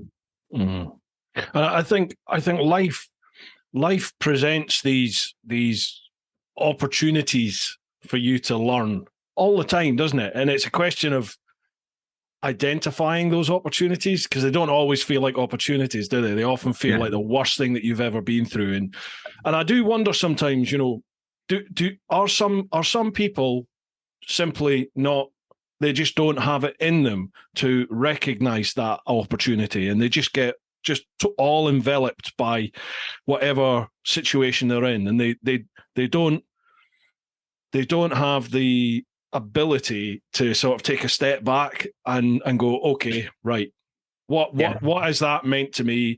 How do I deal with this? How do I get over it, round it, under it, whatever it is? And the reason I say is one of the biggest things that have happened to me, I think in my life, that really did change me massively, was early on in my world trip. I had a really bad time crossing Mauritania. It was just bad timing. The place was getting flooded with the Boko Haram Islamic fundamentalists. So they the government flooded the area with police. And the police just robbed me every single day. And I got taken by a gang at the Rosso border.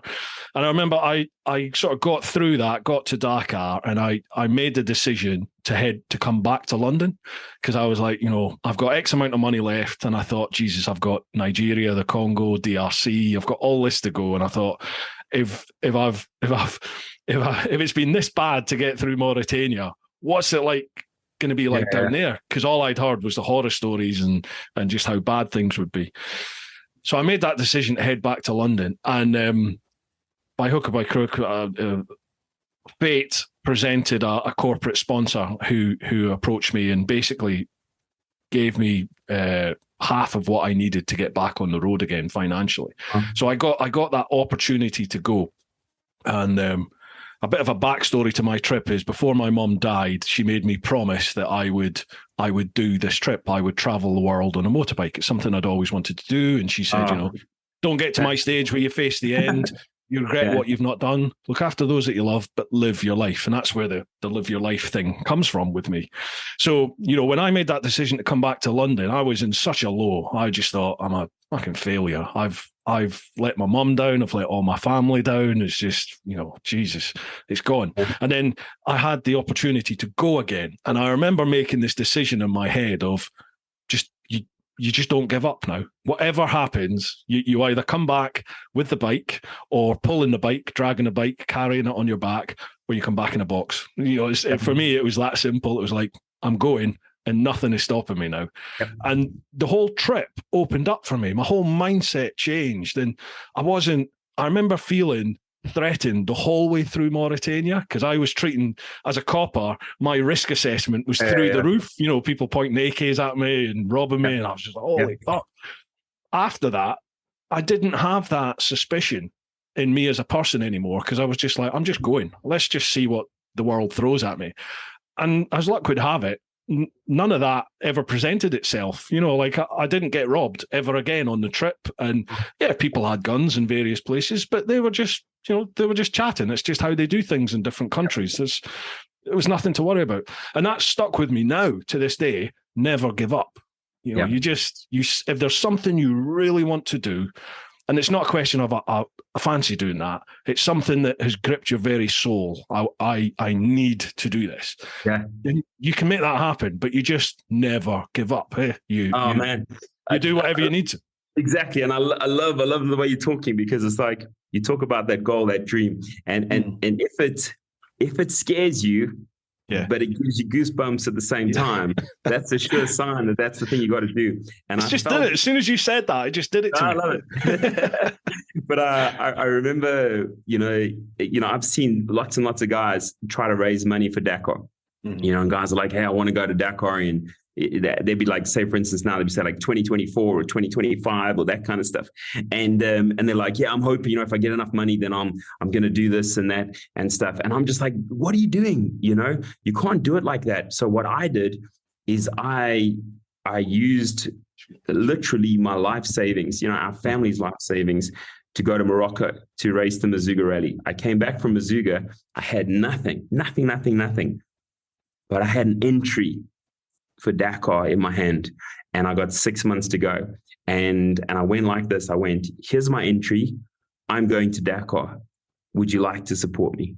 Mm-hmm. And that made a massive difference between saying, I'd like to go to Dakar if I get enough money. I said, I'm going. Are you coming with me? Mm-hmm. And that was the difference. And I do believe that when you commit to something fully and you are all in, man, the whole world will get on board with you.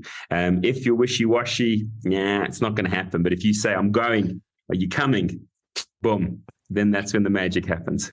I had Lyndon on here, Lyndon Poskett, a few months ago, and we were chatting, and I was just saying how I found this year has been the toughest of the last 2 or 3 for me, because I went from being full-time police officer to, just before COVID hitting, I resigned and I went full-time on YouTube. And I found this year being really quite tough. And I remember thinking to myself, can I do this? You know, like, is this me now? Is this a career? Can I do it? And I remember him saying, no, you can't do that. The universe listens. You've got to be positive about what you're doing. You've got to put it out there that you're positive about what you're doing, because that affects everything. And at that time, I was thinking along the same lines, but also thinking, you know, is it just being wishy-washy? It's 100% true. If you have that positive mindset, then you deal with everything in such a different manner to if you're feeling negative about things. And I think people react to you differently as well. They want to be on board with someone who's positive, who's going places. Yeah. We all know that you're like the sum of those, 5 or 6 people that you hang out with, you know, and it's true, man. When you are around people like that who are going, like Lyndon's one of those guys, man. He stayed here in my home for several months when he was here. We couldn't get rid of him, you know. No, I'm just kidding. But it was, but he sees life different. He sees the whole world different, you know. And he's a guy that takes opportunities and goes with it. And it's like when you're around people like that, you want to do better. Like even just sitting here chatting to you, it's like I want to go travel. I want to be like, hey man, come with me, let's go, you know. And it's like that's what it does when you're with people that are doing things, that want to do things, it changes, you know.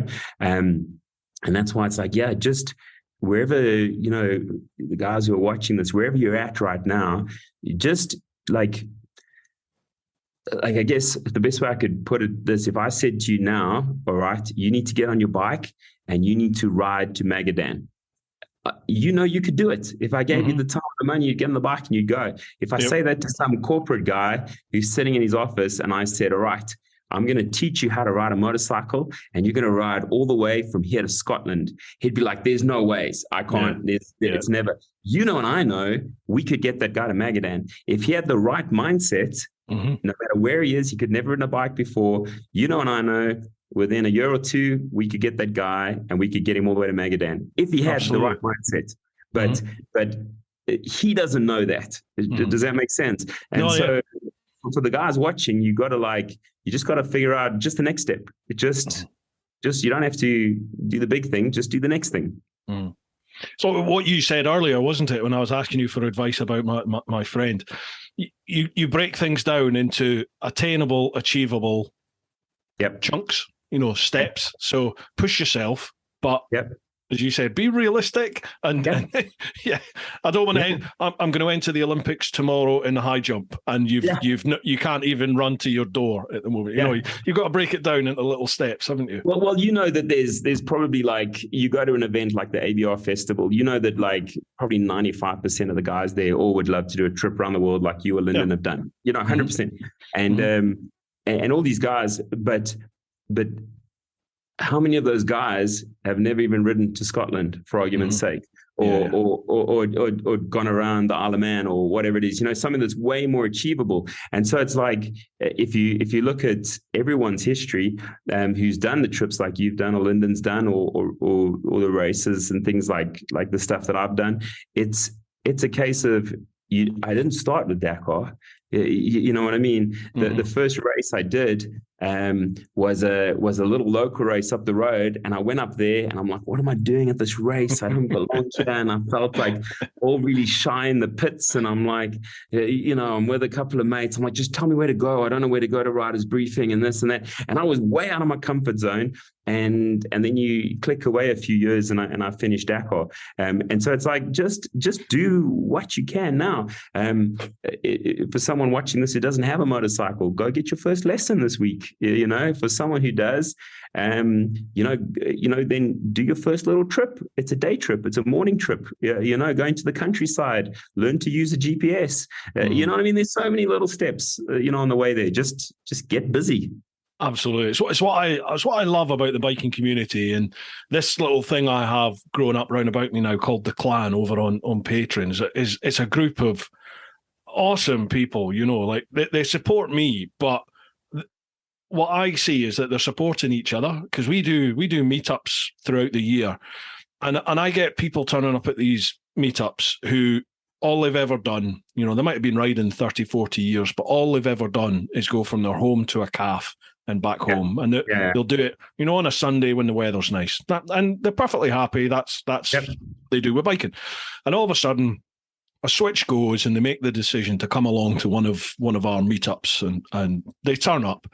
And all of a sudden, they're meeting other people who've been away, and maybe they've not ridden around the world, but as you said, they've ridden to Wales, or they've ridden up to the Peak District, or into Scotland, or all of these places, and you can see it starts the cogs turning in some folk, and the next thing you know, all these folk have just been like, tell you what, we're doing a trip to Wales next month. Do you fancy coming with me? And they exchange numbers, and all of a sudden, these people, their whole world is opened up to them because of a bike and just meeting like-minded people.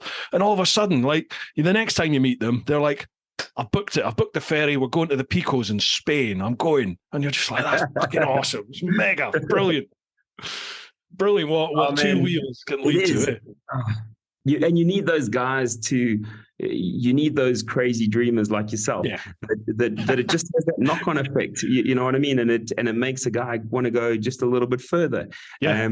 And so, 100%. It's like that whole thing I was saying earlier, the people you hang out with, determines what you do. I always compare it to, like, when I grew up. I remember I was saying earlier, I didn't really have any career path and stuff. If you asked me now what I'd want to do as a career, I could think of 10 things that I would be passionate about to chase that career, because I've met people in those careers throughout my life. But in school, you sit in that school back in the 80s, and it's like, they're like, hey, these are the things you can be an accountant, or you can be a teacher, or you can be and they would kind of give you these all sort of basic everyday careers. no one ever told me that you could go to Tanzania and you could hunt poachers. No one ever told me you could be a commercial diver on a rig and offshore. No one ever told me all these these cool crazy careers existed. Then I would have been like, yeah, man, that's what I want to do. And so it's the same with this. When you go to the cafe on the bike every day, yeah, you enjoy it and it's cool, and it is. And for some guys, that's great. But you start hanging around guys who have done a bit more, and man, you're going to get those juices flowing, and before you know, you're taking a big bite. It's infectious, isn't it? Awesome. Love it. It's made me want to go to the calf now. I want to get on my bike and go. And on that, by the way, whenever I'm over there next, man, let's make a plan. I would love to come and ride with your group, with the clan, and I'll come to a talk for the guys. We'll do that. So come on that next time. You're on. Joey, thank you so much. You're on. 100%. You're on. Right. Let's make it happen. Cheers for that one, Lee. Next one is Pete English. Now, Pete has a bit of a reputation for his questions. They can be quite obscure. So, right, here we go. Hi guys, hope you're both fit and well. Fantastic you have Joey on. What an inspirational guy. Fact: scientists have now discovered that reincarnation is a real thing. Here we go. Okay, yeah. Throughout our life, we accumulate good guy points, which then determine what, where, and when we come back. My question: how many points do you think you've earned? Who or what would you hope to be? Where would you like to return? And when in time would you want it to be?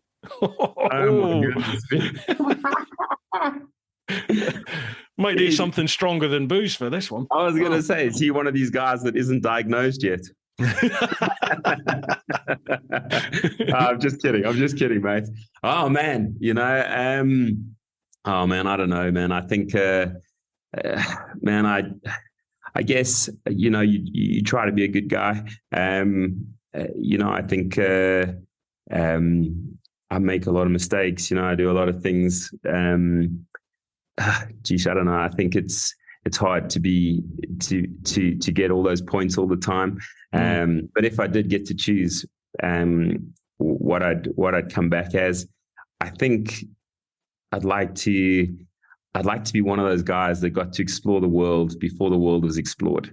I'd like to be one of those guys getting on a ship, pulling out of somewhere and just going to some crazy places, being the guys who, landed in the Amazon first, or being the guys that, came down, through Africa, or, these kind of things when the world was still so separated, when it was still a world where we didn't know everybody else existed. I think I'd love to be landing in strange lands and, just going in and just, you don't know what to expect, all sorts of crazy animals and different people. And I think, I'd like to be an explorer back in the day.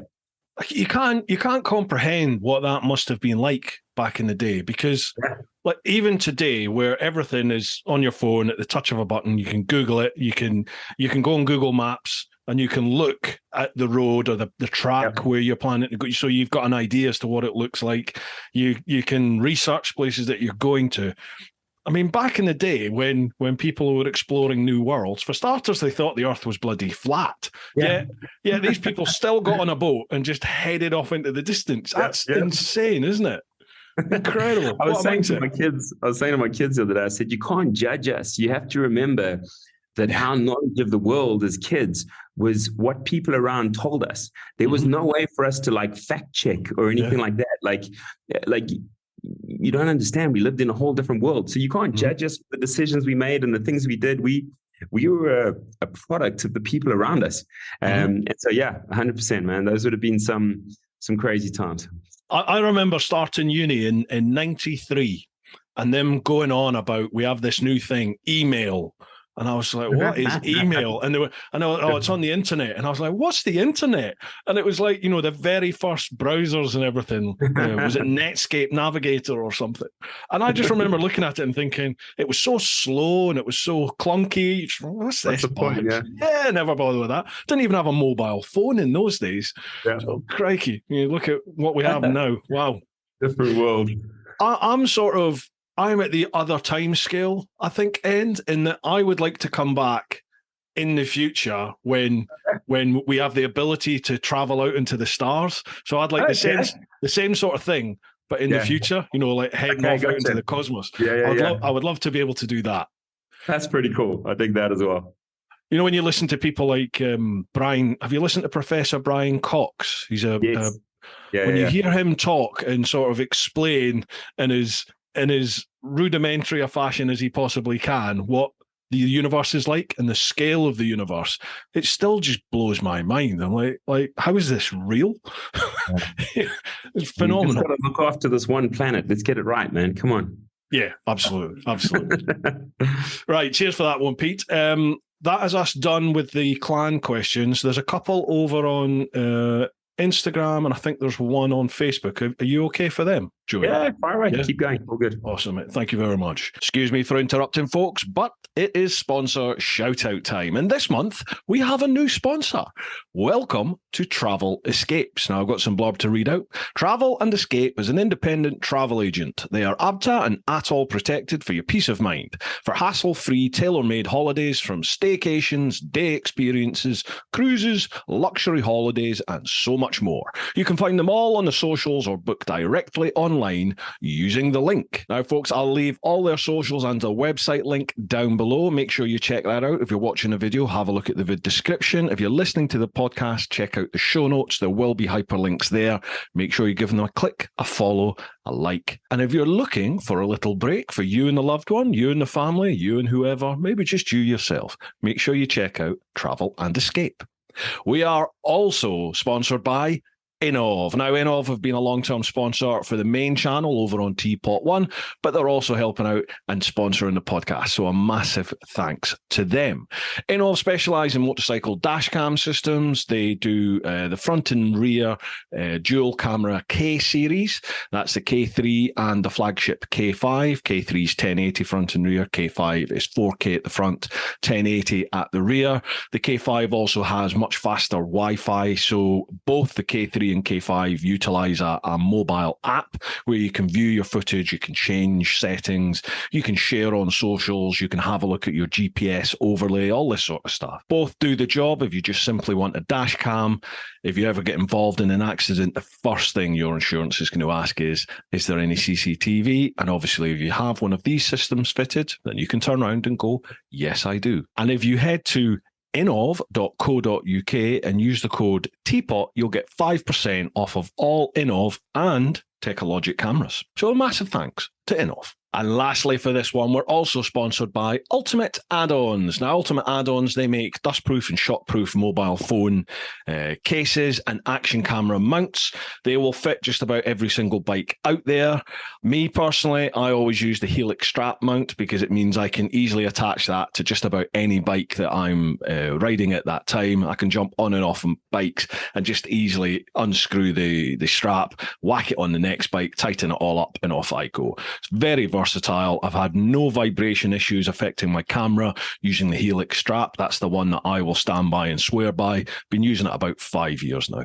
So again, if you head to Ultimate Add-ons, that's Ultimate with ADDONS, ultimateaddons.com. If you use the code TEAPOT110, so TEAPOTONE with the number 10, you'll get 10% off all Ultimate Add-ons. Okay, that'll do us for now. Let's get back to the podcast. Okay. This is TeapotOne Insta, at TeapotOne Insta. I'll leave all Joey's socials and his website links and everything down below, folks, so make sure you check them out.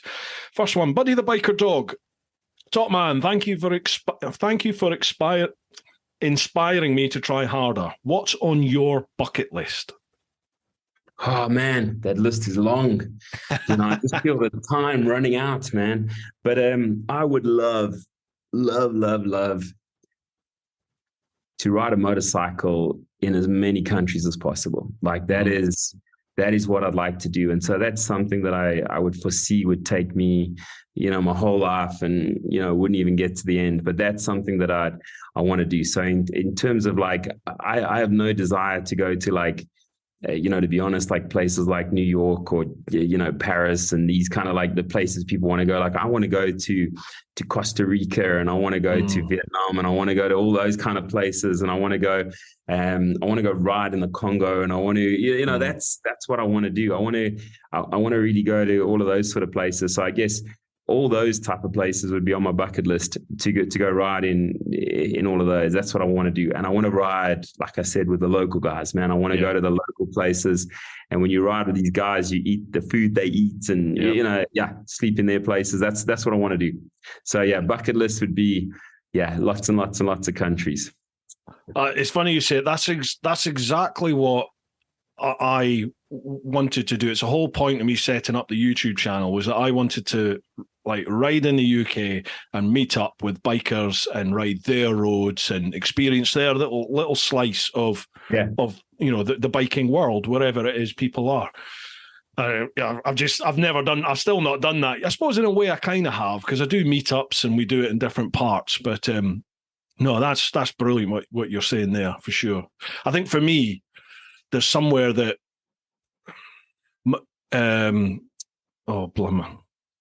Mongolia is somewhere that I remember watching Long Way Round. You know, the Ewan McGregor, Charlie Borman thing.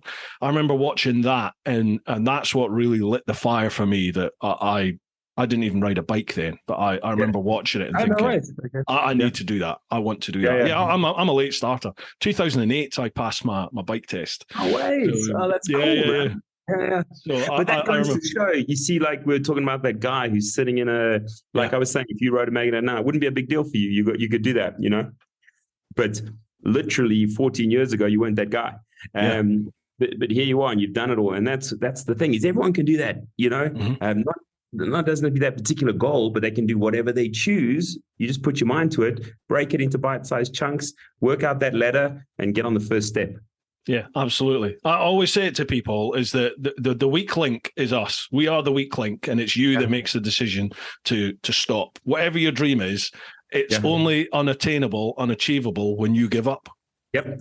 I mean, the whole thing with me with the Dakar thing, if you look at it, the point, that I decided, you speak to a lot of guys, I'd love to do Dakar. It's not possible for me.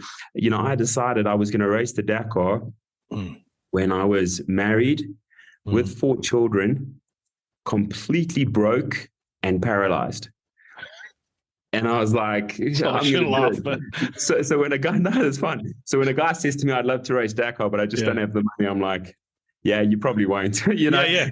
And it's not just a Dakar thing, it's a trip thing, it's anything. If you're looking at the problems, you're not going to do it.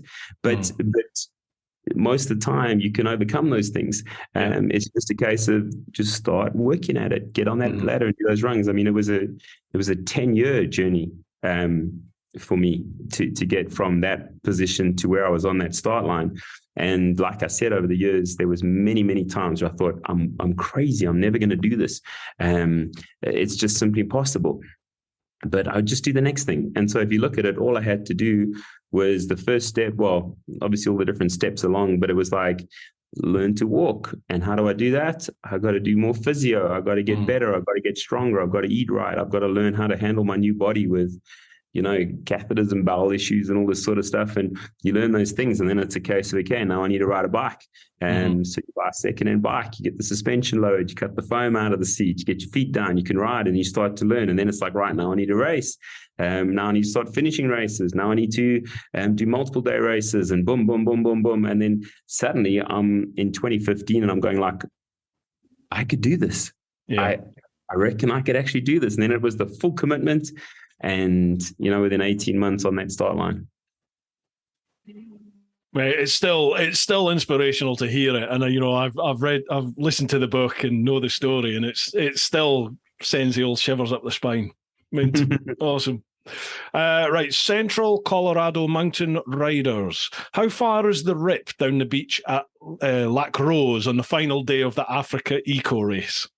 22 kilometers. I will never forget that as long as I live. It's 22 Ks. And I rode those 22 Ks with a torn rotator cuff, with a broken wrist, with my head stitched up, with a plastic bag on my head. And I bawled my eyes out in those goggles. So you talk about guys being honest with their emotions. I cried for 22 kilometers down that beach, man. I was in so much pain. But I just kept going 22 Ks, 22 Ks, 22 Ks. Yeah. 22 So Ks. for people not in the know, this is after you headbutted a camel, wasn't it? Yeah. So you were talking, you had a rough time getting through Mauritania. So did I. So I hit a camel on the second last day on the liaison. And, at Africa Eco Race, you don't have to ride all the liaisons. There's almost no liaisons on the race, but you can load your bikes on and, on the trailer for the liaisons. And so we rode because we didn't have space in the vehicles and stuff. Some guys trailered, but it was a few hundred Ks in South Mauritania. And we had a camel just step out into the road from behind like a tree and some bushes. We couldn't see it. And myself and Greg, I was in front and I hit the camel. I crashed. Greg hit the camel. He crashed. There was another British rider with us. Forget his name off the top of my head. Two really cool guys. And one guy clipped his legs, but he stayed on. So in essence, like three of us hit the same camel. It's just crazy. But I was unconscious, lying in the desert, head all torn open and just in a mess. Jeez. And ended up being medevaced out. Taken to then they landed the helicopter, put me in a land ambulance. Then we drove for 6 or 7 hours, and we got to the hospital because we had to cross the border into Senegal. And we got to a hospital in Senegal at around about midnight. And then they had to do some x-rays and stuff. They thought I had internal bleeding, and so it was a whole bunch of complications. And the paramedic ended up stitching up my head in the passageway of the hospital. It was just it was a government hospital. So you imagine a government hospital in Africa. It's not in Senegal. It was a bit of a crazy one. And then they got me back to the pits at just at about 6 a.m. as the bikes are leaving. And my team had fixed my bike through the night. And we realized that I'm actually still in the race. Because I've finished all the racing sections for the last 12 days. And all I've got to do is ride 22 Ks on the beach and I finish the race. And I'm like, I literally go around the world telling people about resilience and not giving up. I can't be quitting a race now, So Lyndon's dad, he helped me out, and they took me down to the beach, and I put the plastic bag. He put a plastic bag on my head so we could get the helmet over all the stitches and everything. We couldn't fit my gloves on. My hands were all swollen and stuff, so we had to cut all the gloves. My vision is still a bit dodgy. I had tunnel vision from the concussion the day before, and so I'm still all like, a bit out of it. Broken my wrist, torn rotator cuff. 22 Ks. Never give up. Pride to the end. I'll actually have to. I'll send you some pics after this, and you can pop them up so the guys can see what we're talking about. Mega awesome. Me again, folks. Just a short one.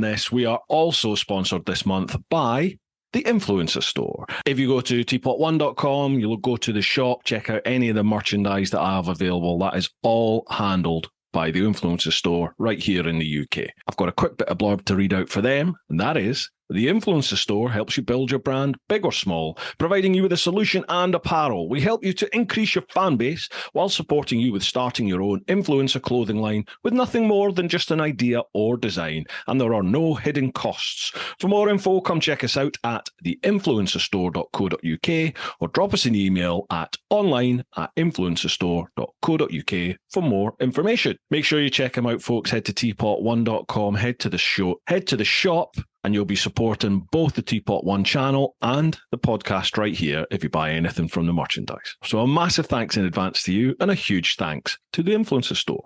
And lastly, folks, I just want to say a massive thank you to you. Thank you very much for listening to the podcast, for watching the vids, for commenting, for liking, for sharing, for following and subscribing. It all is a massive, massive help. We're on a bit of an upturn at the moment. The podcast is gathering momentum. The channel is certainly doing really well. So a huge thanks to everybody who's been involved with that. If you want to go that extra mile, then you can always buy some merch over at TeapotOne.com, or if you really want to get committed, you can join the clan over at patreon.com/TeapotOne. All links for everything are down below, folks. I appreciate any support in any form you can give. All right, then. That's enough with the bag and bowl. Let's get back to the podcast. Right, next one, Tom Package. Please ask him what it was like being part of the team with Lyndon Poskett. Such a great effort in that event. So this is the Africa Eco Race, wasn't it? The one we just spoke about. Man, it was honestly it will be a highlight of my life, that race. It was really, really incredible. Lyndon put in such a lot of hard work to get all those bikes prepped, to get all the sponsors on board that helped us with the kits and all that sort of stuff. We still all paid our own way to be there, but he put in so much effort, to put this team together. It was incredible. And obviously, you grow up watching Dakar, racing to Dakar, racing through Mauritania, racing through Morocco, these kind of places.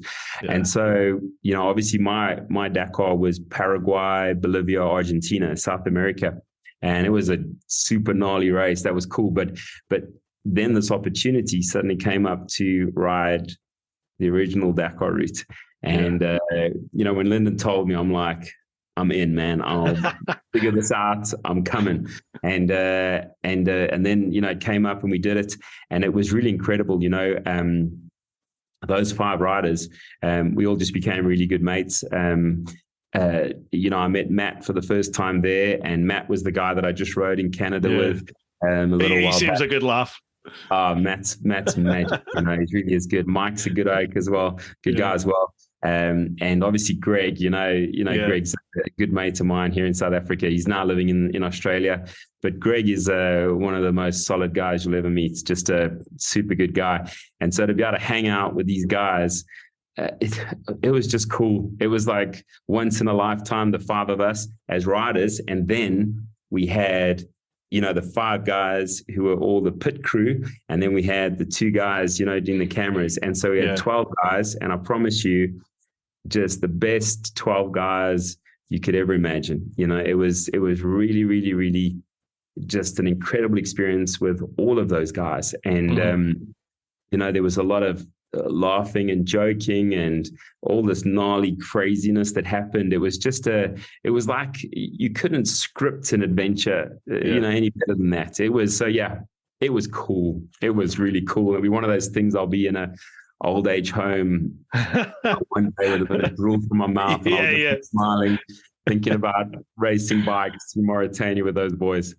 I remember watching, that's available, folks, over on Lyndon Posket's YouTube channel. You can watch that. Races to Places.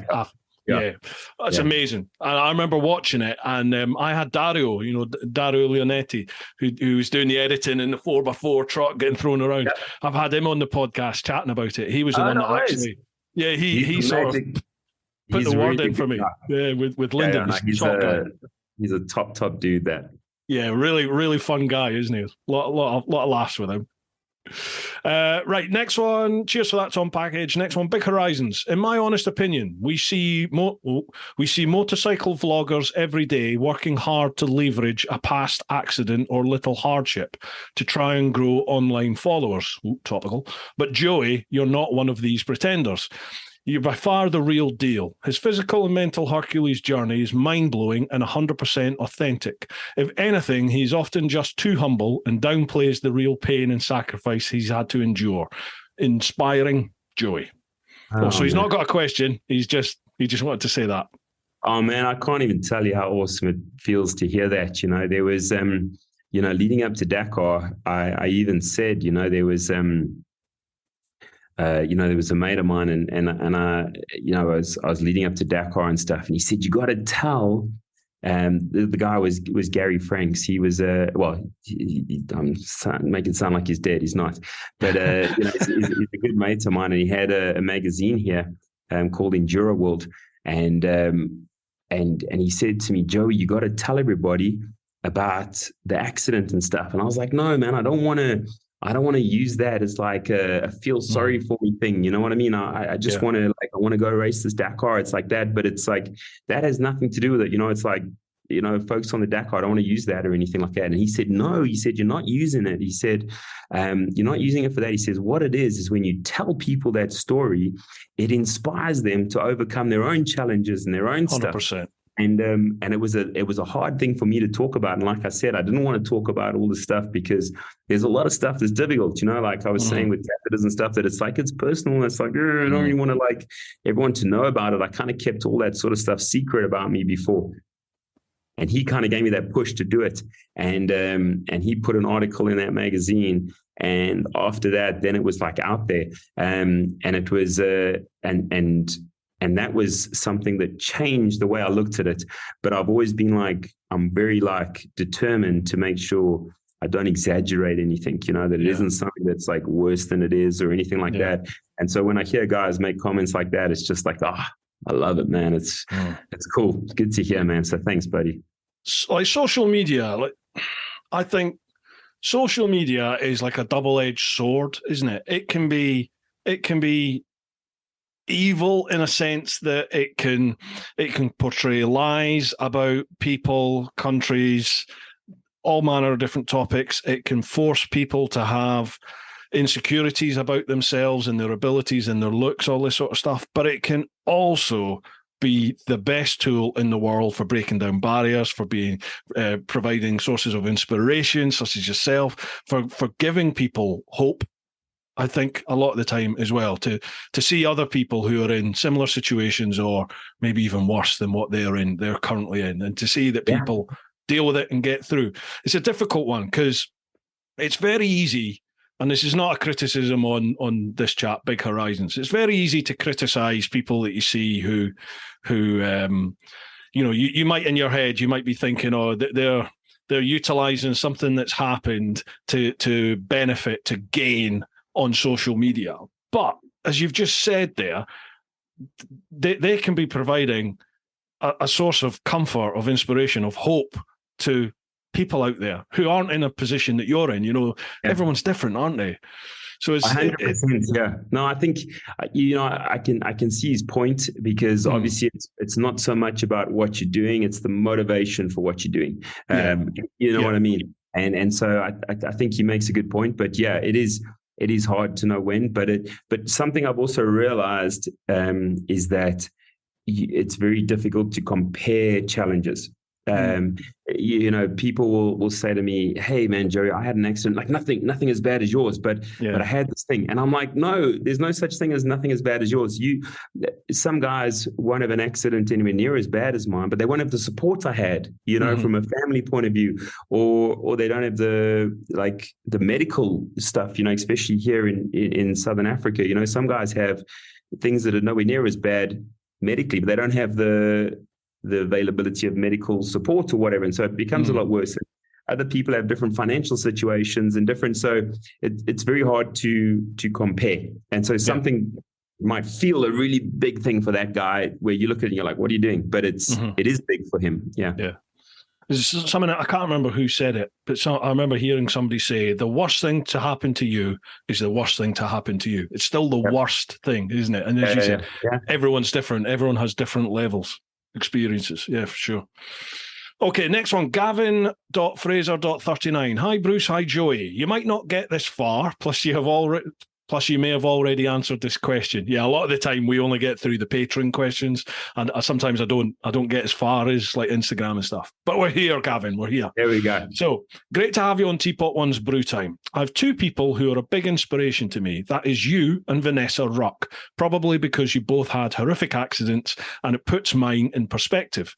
But I was wondering, do you ever feel that people close to you find it harder than you to let it go? Or you let it get to you that when they just won't let it go and keep saying you have changed or you're not the same person? If so, how do you deal with it? Like yourself, I have to self-catheterize, so I'm open about it, but do feel uncomfortable when in public. Maybe that's what changed my personality. Your audiobook is my go-to when I start to feel sorry for myself. Then I realize I have it easy. So thank you for sharing your experience. P.S. I've posted on Facebook as well. Same question. Okay. So, how do you deal with listening to other people who... We did sort of talk about this earlier, but some people maybe haven't got the same positive frame of mind, the same strength of mind that you have facing whatever it is that they're dealing with. How do you deal with that? If those people are within your circle, where you like taking personal feelings out of things, you maybe just want to grab hold of them, go, buck up, come on, you can do it, get on with it. But everyone's different, aren't they? So how do you deal with this? Everybody is very different. I think I'm seeing he's kind of got a couple of questions in that, the way that he's phrased that. So first off, people saying you've changed and stuff. That was an experience that I had with Meredith. I was back home. I was in the wheelchair. They put ramps in my house and stuff, so I'm still moving around with a wheelchair. I didn't have any bowel control, that kind of stuff. And I was at home and I had an accident, and it was something that happened often in the beginning. And it's one of the hardest things about a spinal cord injury is losing that kind of control and stuff, because it's a very emotional thing to deal with. It's really difficult. Kind of mentally to come to terms with that. And as I'm in this situation, my daughter said something to me, and obviously I'm in this place where I'm like, oh, you're kidding me, man. This can't be happening, kind of thing. And I like snapped at her, and she was like, whoa, whatever. And I was like, just not now, kind of thing, sort of thing. And obviously then I had to go, and Meredith had to help me, and that was another thing that was really difficult, but she helped me and we got all sorted out and stuff. And then she said to me, hey, you got to remember, she doesn't understand, this, she's just a little girl, she doesn't get it. And she said, she basically said to me, you've changed physically, but you don't have to change mentally, you know. And that was something that I was like, whoa, you're right. You know what I mean? And this is something you'll see again and again and again with guys that have, hectic accidents and that kind of stuff, where they end up in wheelchairs and that sort of stuff. Often they'll end up divorced after that. And a lot of people look at it and they will say oh, his wife couldn't handle him being in a wheelchair, so she left him. What a selfish lady, or whatever, what kind of thing. They take kind of that approach. But a lot of these guys that end up with these kind of accidents, I can tell you that from my personal experience, for the most women, in my opinion, they can completely look past any kind of physical challenges, or physical disabilities. I mean, look around at your buddies, they're all overweight and ugly guys. They're still married. But I was just thinking, my wife's still with me, so, Exactly, there you go. But they can overlook that stuff. But what happens is when a guy, sometimes, not all the time, don't get me wrong, but sometimes when a guy is damaged so bad physically, it affects him. He allows it to affect him mentally, and he changes as a person. And so she's not leaving because you're physically disabled. She's leaving because you've suddenly become a negative guy who has a lot of self-pity, and you're not the fun guy you used to be. But you can still be the fun guy you used to be, and you can still be the positive guy you used to be. You're just different physically now. And so that's the other side of it, is that you don't have to change. You don't have to let your injury or your disability define you. But it's a conscious mental effort to not do that, if that makes sense. No, yeah, I've got you. So yeah, that was just a side of it that you got to bear in mind as well, is that you don't let it get to you. You don't let it become your thing. The catheter thing. So I'll, to explain a little bit, because guys don't, fully understand. So with my type of injury, what happens is that I can hold urine, but I struggle to release. So if I'm full, I can probably release about half, but I can't release fully. So, probably, 5 or 6 times a day, I have to take a catheter and stick it in myself, this tube that's about 40 centimeters long, and manually drain my bladder. And if I don't, then I get bladder infections that result in kidney infections, and, you can have all sorts of complications. Yeah. Now, the first time they explain that to me in the hospital, and they pull out this 40 centimeter catheter that's it's almost as wide as a pencil, and they're and they explain where this thing's going to go. This goes where? I'm like, what? And I'm like, geez, man. So how long have I got to do this, Yeah. And they're like, probably the rest of your life. And I'm like, are you kidding me? And can I tell you, that was a massive, massive mental thing at the time. I was like, you got to be kidding me. And I would show this thing to buddies when they came to visit me in the hospital, and the guys would just cringe. They'd be like, what? That's just, no, you know what I mean? And it was huge. And for years, you know, it was, I don't know for years, but for a long time, it was like this big issue. Yeah. Can I tell you now, it is nothing. It doesn't even cross my mind anymore. It has become such a second nature, easy. I'm like, whatever. I mean, I did it all the way through Dakar, for crying out loud. You know what I mean? It's like, it's a zero issue, because it is purely, it's not a physical thing, it's a mental thing. And it's the way that you view it determines how big a deal it is in your life, you know? And so it's like, you look at guys who struggle with diabetes and things, who have to inject themselves every day. You think, and then you got another guy who's sitting there and he's got to have one injection, and he's like crying and he's pulling back, and this guy's like sticks it in and he carries on with his life, you know, while he's driving, you know. And it's that same thing. It's purely a mental, how you view the challenge.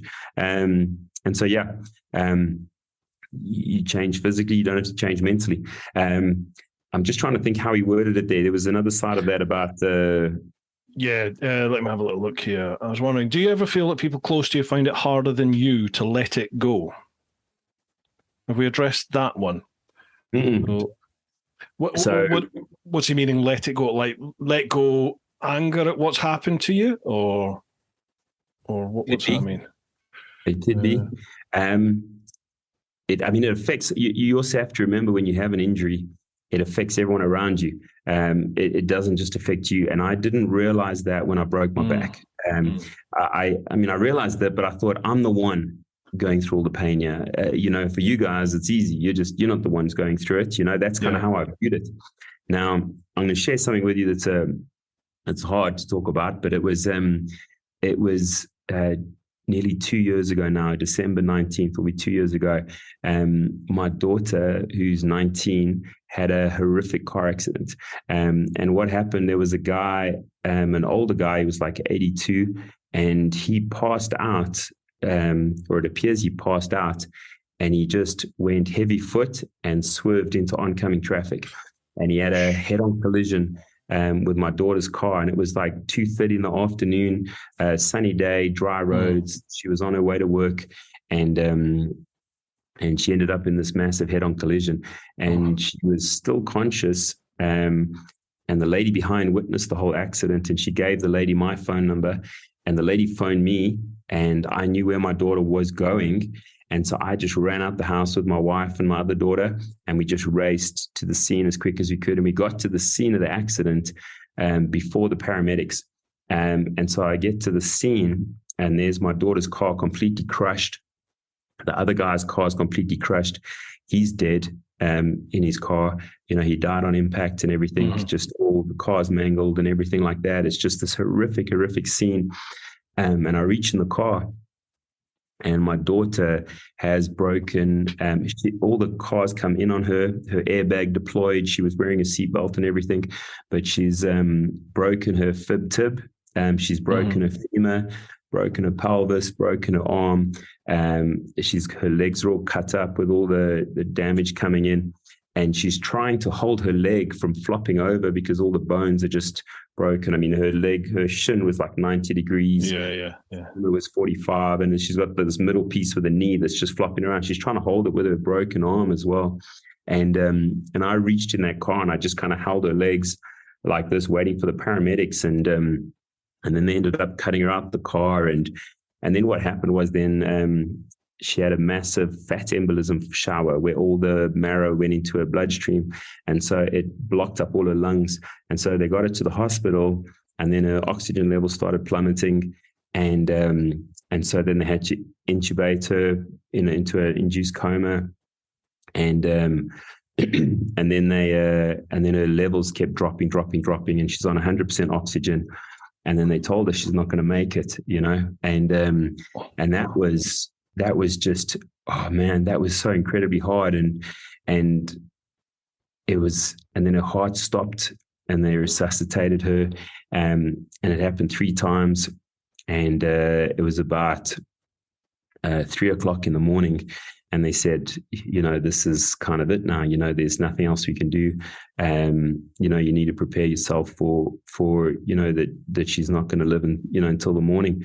And man, as a dad, that was that's the hardest thing you can go through.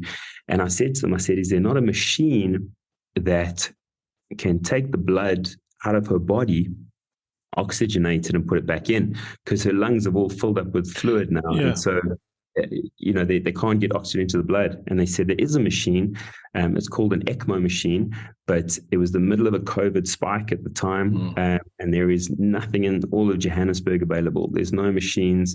And also, even if we did, she might lose her leg. And I said, that's fine, man, but they said there's nothing. We can't get a machine. And Jesus. And it was just like, oh man. And we sat outside that room, and I said to my wife, I said, man, if we're going to lose our daughter, I want to know that I did everything I could in my power, before that. And so what I did is I started phoning around, and I was phoning everyone I could think of in the medical industry, because it's 3:30 in the morning. Sorry, just give me a sec. And so I started phoning around, and I phoned my physiotherapist, and I phoned another guy I knew who was a maxillofacial surgeon, and couldn't get hold of either of them. And then the third phone call I made was to the doctor who had fused my back when I was in hospital, when I broke my back. And the reason I had his cell phone number is because I'd gone back to the hospital several times over the years and done talks for the guys who were in the rehab center there. And that's why I had his cell phone number, because, we'd communicated like that, because normally you wouldn't have a guy's cell phone number. And I explained the situation. He answered at 3:30 in the morning, and I explained the situation. He said, give me 15 minutes, I'll come back to you. 15 minutes later, he phones me back. He says, right, I've got a machine. I've got a cardiothoracic surgeon that you're going to need to hook it all up. And I've got the person who has to operate the machine, like an operator, and they're heading out to you. And, within a few hours they were there, and she was still alive, and they hooked her up to the machine, and it literally kept her alive for the next 4 days. And she stayed in a coma for 3 weeks. And she had kidney failure. She was on dialysis while she's on ECMO. She got ECMO on the one side, dialysis on the other. They couldn't operate on her because she's on blood thinners for all the stuff. It turned out she was allergic to heparin, which was the blood thinner she was on. She had multiple strokes through her brain. She had it was all this sort of stuff. And she ended up being in hospital, for 10 weeks. It was just a crazy thing, but she lived, and she came home, and she's still got some stuff, we're working through now and things, but she's still on track for a full recovery, and 2 years in now. But you talk about affecting others. Now, I can tell you without a doubt that that this experience has been way worse than breaking my back, and yet I've had zero physical pain from this. And so it's one of those where sometimes it's harder when you're not the person who's injured. Yeah, you're not in control, are you? You're not in control of what happens to you there. You feel out of control. It is. Never give up, brother. Never give up. But when someone's injured, it's that person, but it's also everyone around you. And you need to be aware of that. Yeah. Wow, man. Powerful stuff. Bloody hell. Wow. Sorry, that was a big one I dropped on you there. Sorry, man. No, man. It's life, though, isn't it? It is life. The next one, Mike it sort of follows on from this. He says, I was fortunate to meet Joey at the ABR festival. What an amazing and inspirational guy. How do you manage to stay so positive? We sort of addressed this early on, but, in that situation, it struck home when you just said there what happened to your daughter, and you said, I couldn't live with myself if I knew I hadn't tried every possible avenue and opportunity. Yeah. I mean, I think. So go on. Yeah, I was going to say, I think positivity comes from hope. If you can still keep a hope of a future or a hope of something, that gives you purpose to get there.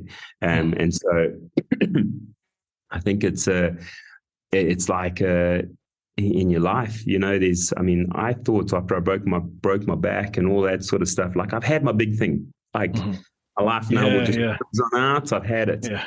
And then when that happened, with my daughter, I was like, are you kidding me? Like this is so incredibly unfair. But probably what kept me positive through all of that is the hope that she may recover, the hope that we might one day get there. And so that made it worthwhile to keep pushing and to keep being positive. And so I think sometimes you just have to see the hope. You have to see the possibility of it getting better. Sorry, man. Sometimes we focus. Sometimes we focus and we see all the bad and we don't see the little bits of good. And obviously, you know what life is like sometimes. Sometimes it is a lot of bad with just a little bit of good. And sometimes a lot of good, a little bit of bad. But it's what you focus on. And I read something, I can't remember who said it now and things, and I should give credit to the person who did, but they said, when you have different experiences or different things, that thing happens, and then you attach a weight to it of how much it means. And when somebody's positive, what you're doing is you attach big weights to positive stuff and you attach little weights to negative stuff. So you don't have any more positive stuff happening to you than the next guy does. You could both have the same amount of things happen. The negative guy attaches a lot of weight to negative stuff. The positive guy attaches a lot of weight to positive stuff. So it's,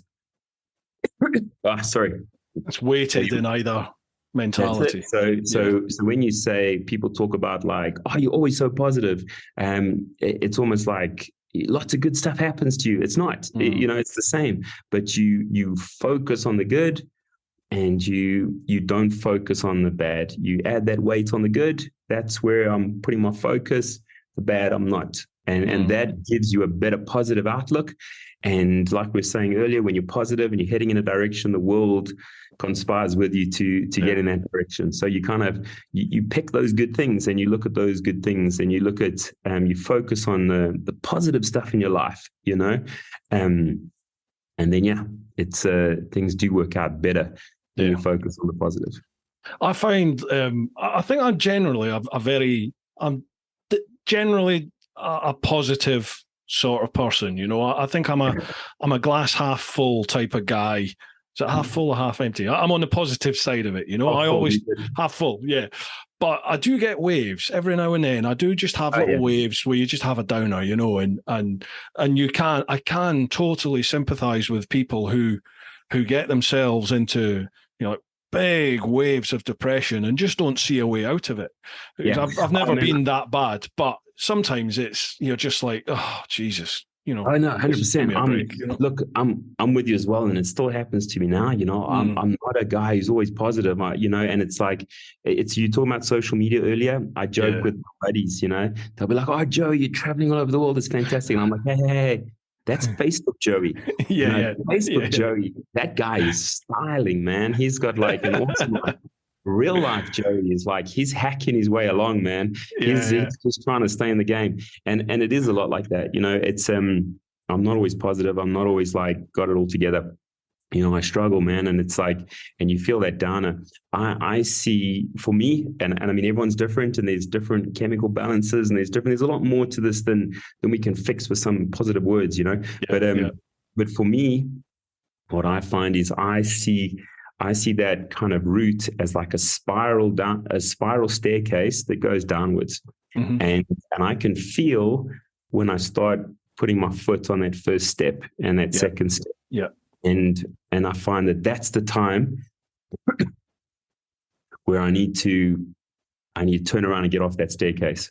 And if I start going down those stairs, then I just feel it and I just get that self-pity, and I'm like, and this is wrong, and this is wrong, and this ain't gonna work out, and I feel like an idiot doing this stuff, and I don't know why I'm like, and it's like I start going click, click, click, click down those stairs, and it just ends in a bad place. And so for me, those couple stairs, well, we don't do the staircase.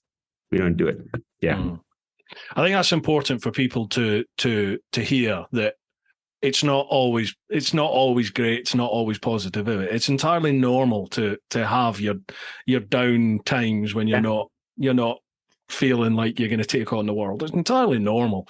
But as you said, it's how you recognize that and how you deal with it sort of determines where you go from there, really, doesn't it? Yeah. And there's times in your life where you're styling. I'm actually doing a talk with some guys this week, and I've been doing a lot of it today. And I'm comparing two things.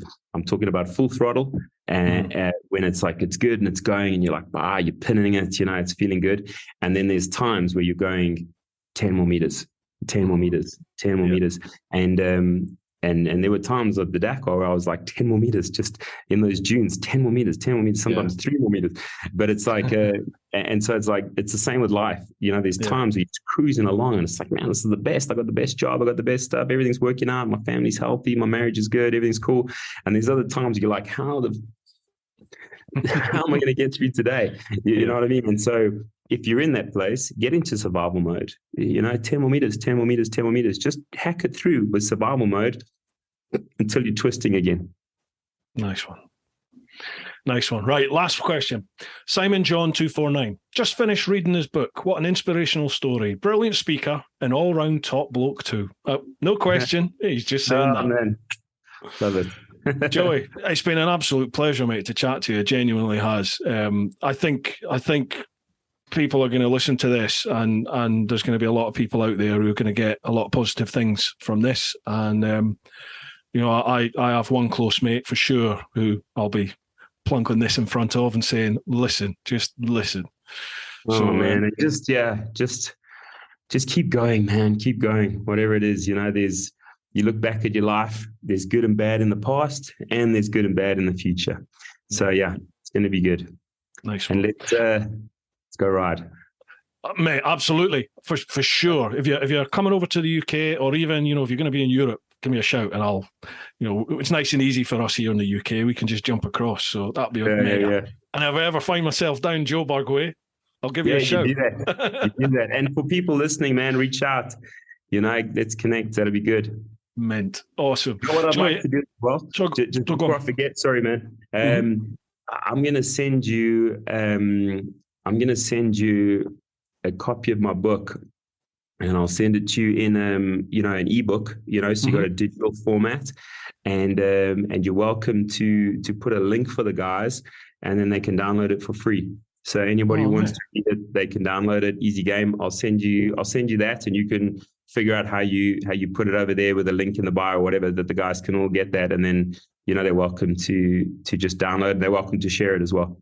Mate, that's fantastic. Thank you very much for that. It's hugely appreciated. Thank you. I will, folks, sort that out in the description. So if you're listening to the podcast, it might take a wee while, but if you listen to the podcast, check out the show notes. And if you're watching the vid, have a look at the vid description. There'll be a link there, or on my socials as well. I'll pop it in there. Cool. Joey, if people want to find out a little bit more about you, if they want to follow your socials, you've got a website and things, can I pass it over to you? Plug away, whatever you need to. Sure. Yeah, with the website, it's joeyevans.co.za, and that's really the website I use for like all the speaking sort of stuff, and so that's more on the speaking side. Social media, I'm on Instagram. It's Joey_Evans_132. On Facebook, Joey Evans, and then also on LinkedIn. It connects up on there as well. That'd be great, and good to hear from you guys. Are you not on TikTok? No. we have a joke. My daughters are, and they're often posting like TikToks on the family chat line and stuff, and so I'm like, I don't even get this stuff, but we have a joke here in South Africa that like the guys that are on TikToks are the same guys who make the salad at a braai. Enough said. Folks, I'll leave all Joey's links down below, so make sure you give him a like, a follow, subscribe, all that sort of stuff. Mate, absolute pleasure chatting with you. Thank you so much for coming on. And thanks, I hope the paths cross in the future and we get to meet up and share a beer. That'll be awesome. Mega. We'll make sure they happen and the world will conspire with us. Beautiful, beautiful. Right, folks, hope you've enjoyed this one. I certainly have. As always, keep looking after those that you love. Get on out there whenever you possibly can and live your life. Woo-ha! Dude, that was mint. Really enjoyed that.